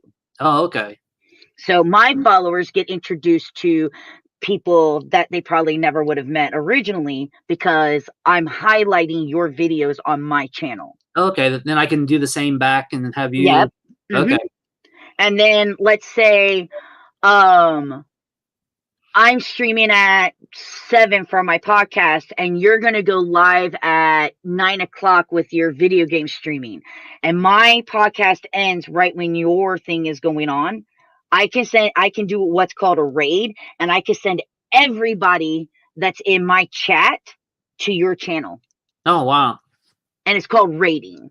And I think that is such a fantastic thing that Twitch has, where it's like, okay, everybody, well, let's go bother Richard now, and let's watch him play this. And you just send everybody that's watching at the time, the whole shebang goes over to that. And there is nothing cooler. I had a friend of mine who was streaming, and they had like 60 people watching, and then I went live and they ended like 15 minutes after I had started, and I got rated, and everybody's like, hi, I came from, and I'm like, oh my, no. There are so many comments going up, and I'm going, I'm trying to pay attention, I swear. Oh, that sounds cool. So yeah, it's really cool. And again, it's just one of those things where I was like, I'm on a console. I've got to look at 2 screens. Yeah, because really, I was watching Twitch and was getting into it back in the day because Kevin Pereira was using it for his attack, because he moved his attack over there once they went away. And I was watching that, and they would be just doing their show, and they would do goofy stuff and everything. And I was kind of nervous to do it because of all the goofiness in a way back then. But I think it could work. So. Oh yeah. But if you take any way from that panel, just remember, you have to figure out your personality and what type of a community you want to build. Right. To decide if you're going to do Twitch, if you're going to do YouTube, if you're a gamer, what type of games you want to play. I suggest games that you enjoy, stuff that you can have fun with, because it's no fun watching somebody go, no, just no. Right. It's funny sometimes when, like when we first played Minecraft, and I'm like, okay, I hate this game. No. Or the time we were playing a game and the entire AGP crew hated the game so much, everybody's like, okay, this is the end of the video, bye. And everybody just quit at the same time. Like, that was hilarious. Like, we hated the game. It made no sense. Stuff like that is funny. But if the person whines and complains through the entire game, that's not fun for anybody. Right. Nobody wants to listen to that. And you also something that I didn't touch is, if you are going to do gaming, what type of a gamer are you? Are you professional? Here, let me show you how to do this, and be good at it. Or are you more on the entertainment aspect like I am, where it's like, I'm going to do something stupid, but you are all going to be entertained? Because I go for a more entertainment value. Right. I know I shouldn't be doing this, but I want people to laugh and be entertained by it. So I'm going to do it anyway. Which I don't know if you noticed from the clip. I want my tequila. Here, I fix. That's my favorite thing with the duck. I fix. You're not fixing. Here, I fix your generator and I break it. That's not fixing. I fix. No, fix. But coming up next is an amazing comic book creator. He's an amazing artist. He is a great friend of both of ours, Mr. Adam Fields. He's coming up next. So make sure that you're staying here. I do want to put into the fact, though, that with what we use, which is called StreamYard, only records up to 4 hours of content at a time. So after Adam Fields, we're going to take a short little break. And if you are watching on YouTube, or if you're watching here on Facebook, make sure that you find the link for the second video, because we'll go to the second video and start the second half of Champion City Comic-Con. So when we're done with Adam, we're going to move to the second video. I just want everybody to be aware of that, so no one's like, oh my gosh, it's over. No, it's not over. Just StreamYard only lets us do 4 hours at a time, so I had to split it a 4-hour section and a 3-hour section so we could get everybody in for you all to be entertained. So with that, we're going to bring Adam on in and say hi to him before he gets started with this 30-minute drawing session. I'm put you on the screen. I see your fingers. What's up? What's up, How we buddy? doing? Oh, we're Oh, doing I'm good. good. So Good. because I have taken over the last hour because of my own panel, I'm gonna let Richard be your moderator for this. Hopefully this time I don't constantly butt in going, ooh, but like I did with the last one. I'm actually gonna take a break and take the dogs out actually. But I just So wanted to you're the come one that in. let the dogs out. Oh I man. need to let it's a chihuahua. If I don't let it Oh out and kill something every now and again, oh my gosh. You know, yeah. they do call them land piranhas for a reason. Go take care of those pups. But Adam, thank you so much. I love asking, do you want to be a part of something? Because I don't think you know the word no. No. I mean, what? Hey Adam, I'm like I can start typing, and if you were already reading it, I like sometimes I feel like you're reading it as I'm typing it, even though I haven't set it. Hey Adam, I'm in what time? Yeah. Can Yep. I Just send let a me know the message time. first?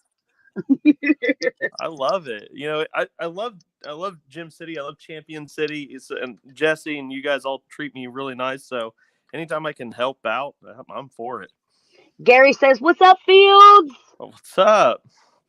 So, but yeah, so I'm going to be drawing and just chatting. So, Richard, if you have any questions, feel free to let's chat, man. Okay.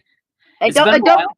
don't forget, Adam. I still want you to do that commission for me someday that Oh, we yeah. talked about with the killers and putting AGP as the characters in the video game, because you're the guy You I'm know going it. for. We got to work something out with that. On that note, it may be 2 minutes early, but that just gives you more time to embrace the fields. Absolutely. I And I'm need it. gonna and I'm gonna let Adam and Richard get back to it. Bye, guys. All right. Bye. How are you, Richard? Oh, doing good. So how's things going with you? Man, I have been very, very busy the past couple months, and I don't know. Like I haven't slowed down one bit, so it's been really good.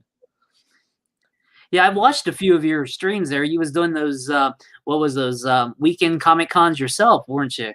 Yeah, Pajama Con. Yeah, that was kind of a 3 a.m. idea I woke up with, and it just kind of hit me. I said, you know, I've seen a lot of Corona Con and what was it? Quarantine Con, and I'm not liking this face. You know, just a lot of negative connotations to what was going on. I'm like, man, I'm going to change this up. We're going to enjoy time in our pajamas together. So we did. We put on Pajama Con, and it was a really good time. So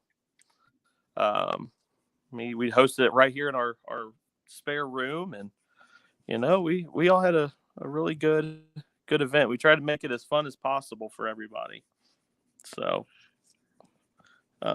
yeah, I had a whole bunch of stuff planned. That was kind of the biggest bummer this year was I had a whole bunch of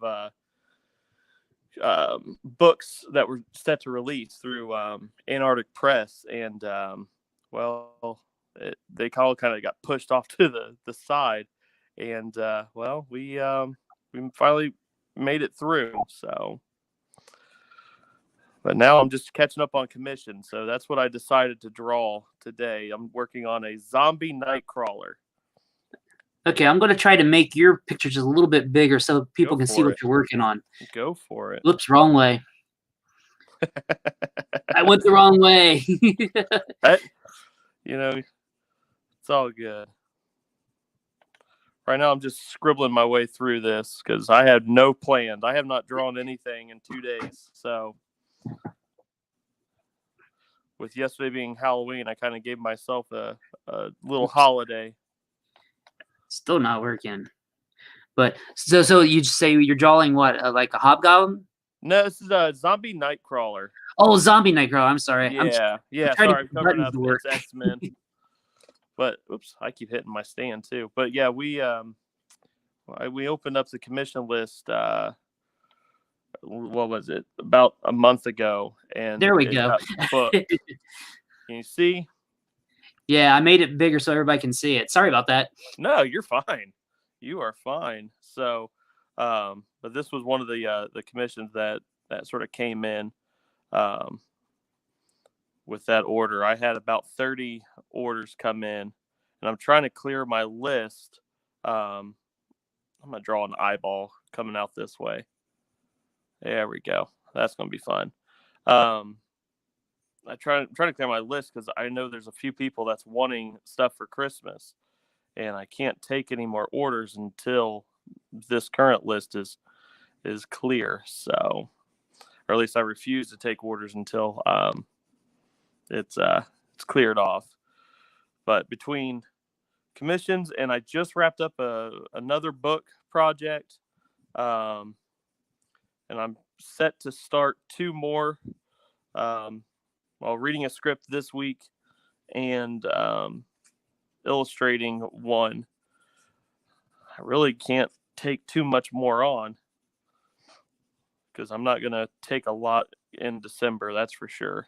I'm going to give December for myself. Oh yeah, you've been working awful. Like I said, hard. I mean, Yes, this was the year that sort of forced us to sort of sail. We had to find our what's going to work, because it really, we all depend on cons, and I just sat back after the first 2 events dropped out, and I said it's only a matter of time until they're all going to drop, and lo and behold, they did. So we had to come up with a game plan to survive. My wife actually told me this is not the year to try to grow. This is the year just to tread water and to sort of last. So that's what we did. We kind of shifted our gears. So took on a whole bunch of more commissions and a lot more book projects than I thought I would. So things are starting to slow down now, so that's good. I've got a lot of stuff in the works with myself that I want to get out. So that's what we're going to work on, hopefully started next year. But I do know I can show this off. This was one of the most recent. This was a cover I just did for Marat Michaels' Pooh, the Do You Pooh series. I've been doing a whole bunch of these exclusive covers, so this one was a lot of fun to do. It's my second Pooh Rider cover. I mean, it's that kind of stuff that sort of has kept me afloat. So I'm thankful for it, but a lot of different things that I didn't anticipate this year, much like everybody else. So yeah, I like it how you always do the old school style. You're the pencil and paper style. But I am. You're starting to dabble a little bit in the digital realm, aren't you? A little bit. A little bit. I use a Wacom or Wacom, however you want to pronounce it, Cintiq, and it's starting to go bad. And it was actually going bad on that cover I showed. So I actually had started a commission list saying, "Hey guys, my tablet's going bad. Here I'm fully transparent with everyone on my page. You guys pretty much know everything that's going on in Atom Land." So I said, "Look, I'm going to offer up a discounted commission price because I really need a new tablet so I can come up with cool new stuff for you guys." And that filled up so quick. I was able to get an iPad Pro fairly quick, and I've been dabbling in Procreate, and I really like it. I'm actually going to be doing a children's book for a nonprofit solely in that program. There's not going to be one lick of traditional art in this. It's going to be solely digital. Mainly because it's my first time doing a children's book, and we haven't quite landed on a style yet. So I want to have that availability and that flexibility to adjust layers and stuff. That's the benefit to digital versus traditional. Whereas if I didn't like his face, I had to fully erase it, and all these scribble lines I am going to have to clean up. But this is how I sort of start all my pieces. I scribble in big areas.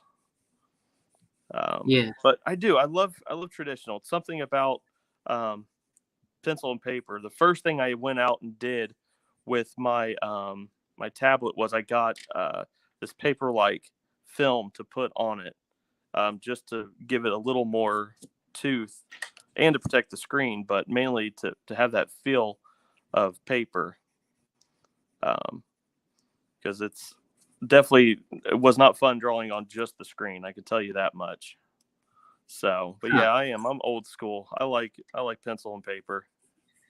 Yeah, I know. Like with my art, I do a lot of pencils. Then I scan it, and then I like dabble with it digitally. Then it's kind of different, and I kind of like doing that. It is. It's really different. I know for Prowl, I really actually any of my books, I actually have all the original pages. But for Prowl 7, I actually hired an inker and colorist to sort of help take some of that load off, and I can focus on other things. And that was probably the best thing that I have that I've done. But they too, one of the colorists, he's a digital colorist, and my inker, he inks everything traditional still. So we still have those originals to show off versus a digital file.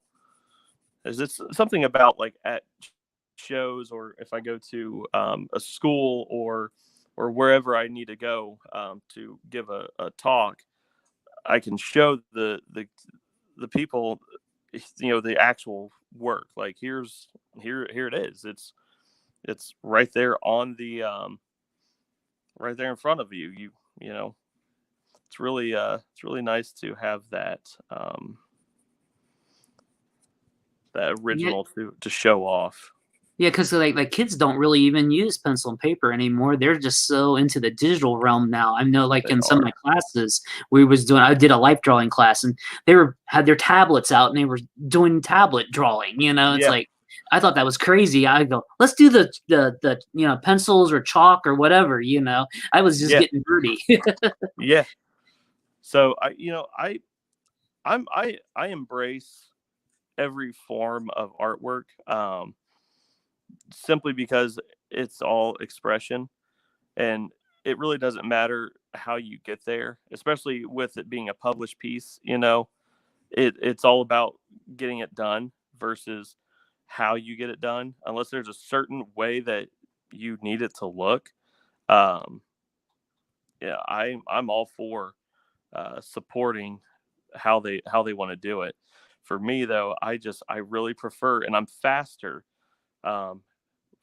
with pen and paper than I am constantly having to undo, redo on a tablet. So like right here, I erased his face because I got placeholders in where I need it. Now I'm actually going to go through and I'm going to start cutting in all these little details that I knew I wanted, and we'll see how that goes. But this, I'm not going to obviously be able to do it all right here, but this will be full color. So cool. I will post the final piece once I am done. I look to probably have this done hopefully by Tuesday or whatever. But yeah, it's definitely it's all about preference. What do you prefer, and what are you good at? Where do you shine? But you also can't let that be the only thing you're good at. Like if I was solely a traditional artist and never ever dabbled into digital, I don't think I would be as powerful as a traditional artist, because digital sort of let me branch out a little bit with color, and I was able to come up with some stuff that I never would have before. So I'm gonna put the light source back right up there. So digital has helped me a little bit, but I still default back to this. So, but yeah, I like it. Yeah, like I always, I like encouraging the people, and I know you do too. If we got some younger people watching or something, what would be a good way that they can get into which style they would like? Just like sampling and stuff like that is what. Yeah, basically, it's like everything else. I sort of came to my style by studying others. Um, one of my favorite illustrators is David Finch. I love him. Um, I watch his YouTube channel all the time. Every Monday, he does it like a Monday night draw. Sunday, I think he posts something new, and I'm always watching it. On the next day if I can't catch it live, and I draw right along with it. I'll study. I have a lot of his books. Even though necessarily I'm not into the story, I literally use it for reference. I was the kid that I had 1,000 strategy guides growing up to games I never owned. I literally bought them just for the artwork to practice, because that's how you're going to figure out, like, oh, I don't like how I draw this, or you know what, I like this eye, but this is the way that I'm comfortable drawing it. And you just sort of develop your own taste. And it's ever evolving, it's, you'll never be, you'll never stop growing if you keep creating. So I know this is where I am right now. It's going to continue to evolve, and we'll see where it takes me. But if you're getting started, always start on paper first. Don't start digital, because if you make mistakes, learn from them. Digital, it offers up a lot of flexibility, but it's not going to give you that real feel. A lot of artists actually will still go to paper versus a tablet, which I like to see. So start off with that. Study your favorite illustrators. Break down their stuff. It's okay if you copy, line for line what they did. It's a study, because real life has no lines. You're not going to see someone's contour. Your eyes are going to interpret how you see it, and then you need to have your hand translate it to paper. So study.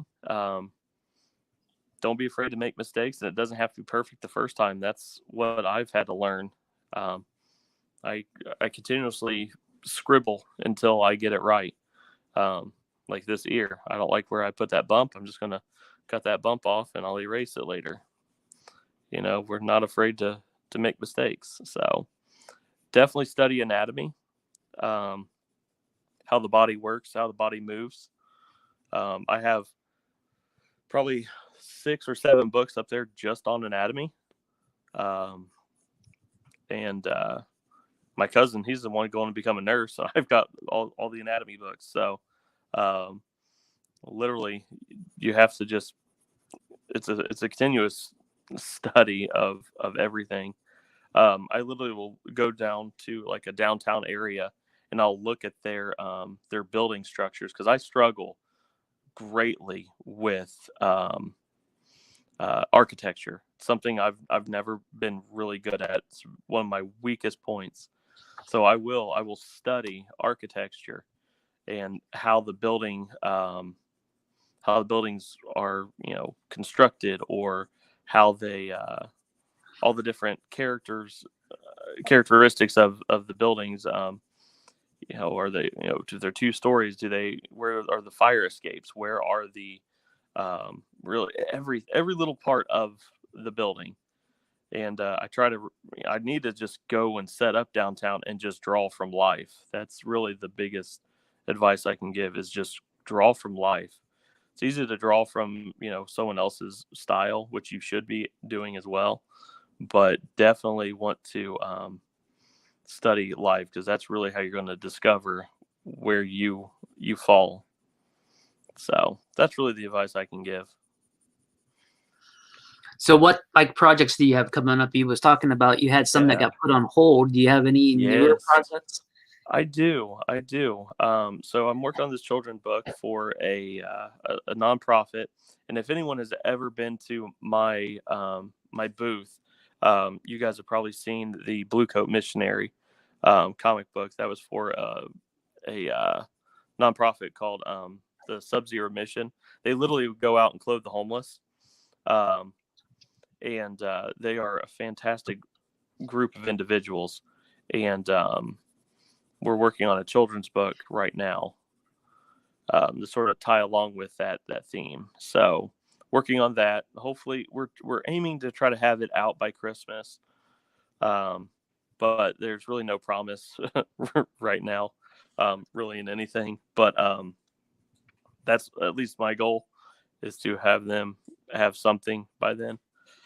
I'm working on my own series right now, other than Prowl. I am working on volume 2 of Prowl. I've got it scripted, but I don't have I haven't started the artwork yet. Working on an independent title called Dead Among Us. I've got what is it? Looking over here at my projects real quick. I'm actually the producer now of Zombie Office instead of the artist. We hired a new artist to take over that line, and I'm just sort of managing him because they want me to do bigger things. So I'm managing someone who to illustrate that book. And then in December, I should have Constantine's Indie Wars, which contains Constantine Bain in it through Antarctic Press. That was a short anthology featuring the Ninja High School kids from Ben Dunn. It's his those are his title, and he has I think it's like over 100 pages of story. We launched a Kickstarter, and it got funded very, very quickly. So now we are waiting for the books to hit the shelves, and it's already in previews. I wish I had the previews number. I know it's OCT something, but I'm sure if you look in previews, just look under Antarctic Press, and you can find the title Indie Wars. I've got 16 pages in there. I pencil inked and colored the entire story. My friend Rich flatted it for me, while Hector was the letterer. So cool. Sounds like you've been really busy. Yeah, I've been I feel bad because I've been wanting to do a lot more live streams on my art page, and every time I go to, something comes up, and obviously I'm going to pick work over doing a live stream. And some of this work I can't share. So I was doing really good there for a while on doing live streams every morning, but then work just really picked up, and well, I had to. Uh-oh. You still there, Adam?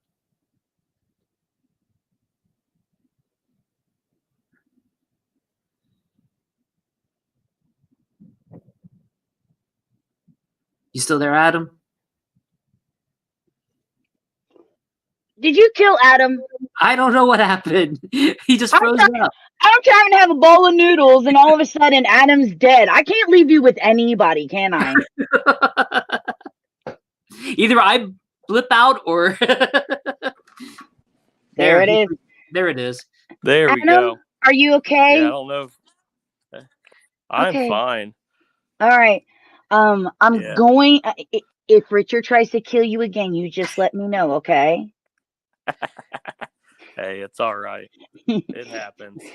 Gotta love technology, right? I'm going back to my bowl of noodles. I don't know what happened there. That was funny. Yeah, it happens. It happens. So, but yeah, so there's Zombie Nightcrawler so far. Just gonna start throwing some shredded clothes on him. But yeah, things have been really busy recently. So, really blessed with it.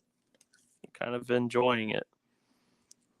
We were terrified there in the beginning.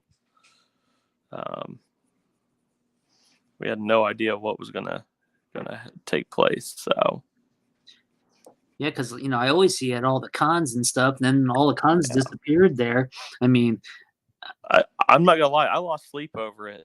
I was terrified because this is my full-time job. All right, I don't have anything on the side. I don't work part-time anywhere. So if I'm not drawing, I'm not making an income, and that's terrifying. Especially when, I would say comfortably 70% of my income come from cons. So that's why we had to get really creative with the pajama con and doing fun little things. I lowered my prices for a while because I know not a lot of people were having an income during those times. So I wanted to do my part to offer it up, but also to keep myself going. So it was kind of a tough year, but yet it was good all at the same time because at least for me, it taught me that we can stand on our own 2 feet. We don't need to travel near as much. That doesn't mean I'm not going to, because I really enjoy doing the cons. But and it's weird not getting to see like you, Amanda, and normally E.E. Martin and I, we had a huge schedule planned for this year to hit up a few cons together. So it was tough not getting to see those plans go to fruition. So yeah. I like your covers you did for her. I picked up the first one of the Saturn series the other day. Did you? Ago. Yeah, I've been wanting to read that, and I just got a little extra there, so I picked it up, and I just wanted to see how. I haven't got a chance to read it yet, but school got busy.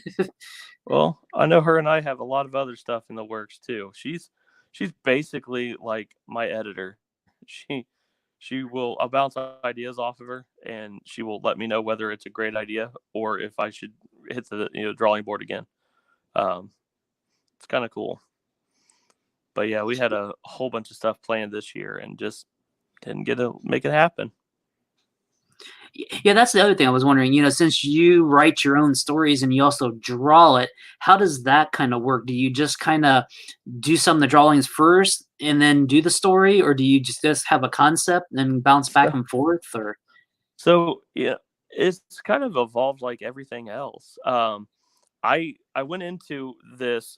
A lot of people know I wasn't really a comic guy early on. I didn't grow up reading comic books. I actually, when I started this, I thought I was just going to be a graphic designer doing marketing stuff, logos and all that. And then people really liked my illustrations, and it kind of took over from there. And I'm thankful it did, because I didn't know this could be a career. So I did a whole bunch of studying on, okay, how do I script? How do I do this? How do I do that? And I kind of got in my own head, like, okay, it has to be this way. It has to look like this. It had and I've quickly learned, and I actually just messaged her the other day saying, hey, I'm not going to be scripting the way that I normally do anymore, because since I am the one illustrating it, I don't need to give myself all these background details. I know what I'm thinking. I know what the characters look like. I know the emotion behind it. I just need to write it out. And she goes, I'm so glad you came to this conclusion because it's going to make script writing a lot faster. So it's really finding what's going to work for you. Now, if you're writing for somebody else, absolutely give them as much detail as they could possibly need. But if you're doing it for yourself, you only have to make sure you understand it in the future. So yeah, it's kind of a cool juggling act, but I have an idea. I'll write down a couple little things, and then I'll script it out, and then I will start drawing some concepts from there. Sometimes the concepts come first just because I am eager to draw versus writing. If somebody else could write it, that would be like the best, because I just want to draw. Cool. Yeah, because I've seen a lot of different artists and writers, that do. I know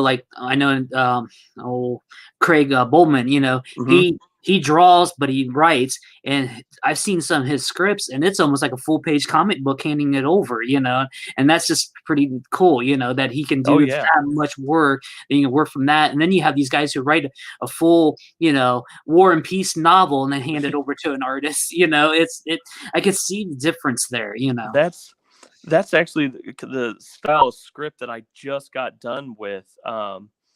I just completed a book called Scales, and it was for a small indie publisher called Sierra Nova, and they actually just wrapped up a Kickstarter themselves. And I did it's a book called Ink for them last year, and so they brought me onto this one. And when I received the script, I'm like, oh my God, this is like a novel. Like they were so detailed. Like, this person is on the left with their right hand on their left shoulder with a clock in the background that has this time. I'm like, holy crap. I'm not used to that. I'm used to having a little bit of freedom, but this was super direct. Like, hey, it needs to look like this. They called me out because I'm a rule breaker. I threw in my own little creativity, and they called me out. They're like, we really need it to look like this. Now there's some that I did win. I'm not going to lie, because I think this was the first time that this guy had wrote a script. And I said, well, this is why you don't want it to look like this. Because there are some unwritten rules, and it's just a easier way for the eye to read a story versus the way that they did it. And they were super open to it. But yeah, it was kind of cool to see sort of that different take on a script. So, but when it comes to me writing it, I'm going to be as super flexible as I can, because I mainly, like I said earlier, I just want the story out. So. Yeah, I know. I did a comic in college there, and I passed it over to the Twilight Star Studio guys, and they're redoing it for me, and I told them, just use my script, what I had there, and just make it your own. So that's what they're doing, So I can't wait to see. Awesome. I can't wait to see more of this, because they've shown me some of the pieces and stuff. So it's going to be kind of cool, because it'll be like George Lucas. I'll have the college version, then I'll have the actual production version. That's right. No, that's awesome. So, yeah, what's the script about? Can you say? Yeah, it's like set in a utopian society in a world, and one of the guys decided maybe it's not right, and there might be another world besides what he's living there, so he wants to escape to that. Nice. It's sort of really 70s sci-fi. Well, that sounds like it's right up Gary's alley. That's gonna be awesome. That's why I was asking you about the different scripts and stuff, because I had the whole comic together, but it wasn't really more than just like like a zine style, Yeah. So. Yeah. No. Yeah. Scripting, and I know there's a lot of differences between doing a novel versus a comic book script, and I've never wrote a novel, so it's totally different. I know that much. But when it comes to comic script writing, I've been handed what they call the Marvel way, where it's kind of what I'm doing. It's like, here's what's happening on the page, and here's the dialogue. The artist gets to create the scene. You get to pick what the panels look like, which that's the way that I'm kind of moving towards. I really like that approach. At first I hated it. I liked being told what to do until I was told what to do too many times, and now I'm like, hey, let me have a little bit of freedom here. But yeah, because that's like, you can have the whole pages done, then they go back in and put in the words, and they can even change the words from what the artist did and stuff, is what I heard back in the day. Yeah. Oh yeah. Yeah, they did a lot of cool stuff. And it's always good to learn from those. So I try to take as much as I can from the past, because obviously it's tried and true, but ultimately I've seen so many different approaches to comic script writing and comics in general. Like Scotty Young, I've been reading the fairy or I Hate Fairyland, and it's so funny how they did it, and just the creative way that the wording is on the pages and the way that the story is told on each issue. So, it's kind of it's neat to see the different takes on how to tell a story, and it's ultimately get to be as creative as you possibly can, which is what I really enjoy. Because that's, I think, ultimately why we all get into creating comics. If I'm not mistaken, we all want to be creative.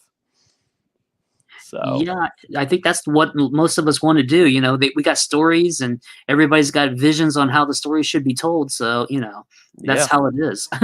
Yeah, it's something that I never thought in my wildest dreams it would ever become a career. So I'm honestly truly thankful for like your support, Amanda's support, Jim City, and everyone that's on here. And by support, I don't mean just monetary. I mean commenting, liking, sharing, just engaging. Because ultimately, if we don't have anyone to engage with our stories, then it's going to be kind of boring. So, and if you don't get engaged, you're always a bridesmaid. That's right. I never have been a bridesmaid. I thought I'd throw one heck of a party, though, but never had the opportunity. Well, Adam, that is a killer Nightcrawler, by the way. Thank you. You are so welcome. And of course, guys, if you want to learn more about Adams, he is everywhere. All right. He's over on Facebook at adam.fields2.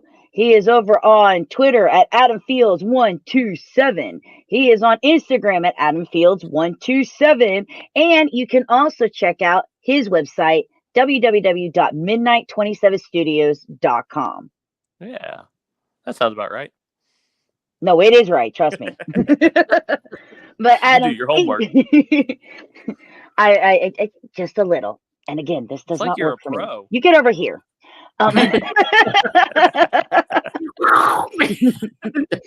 My OCD just drives me insane. I need to be in this. This is my corner. All right, this is my spot.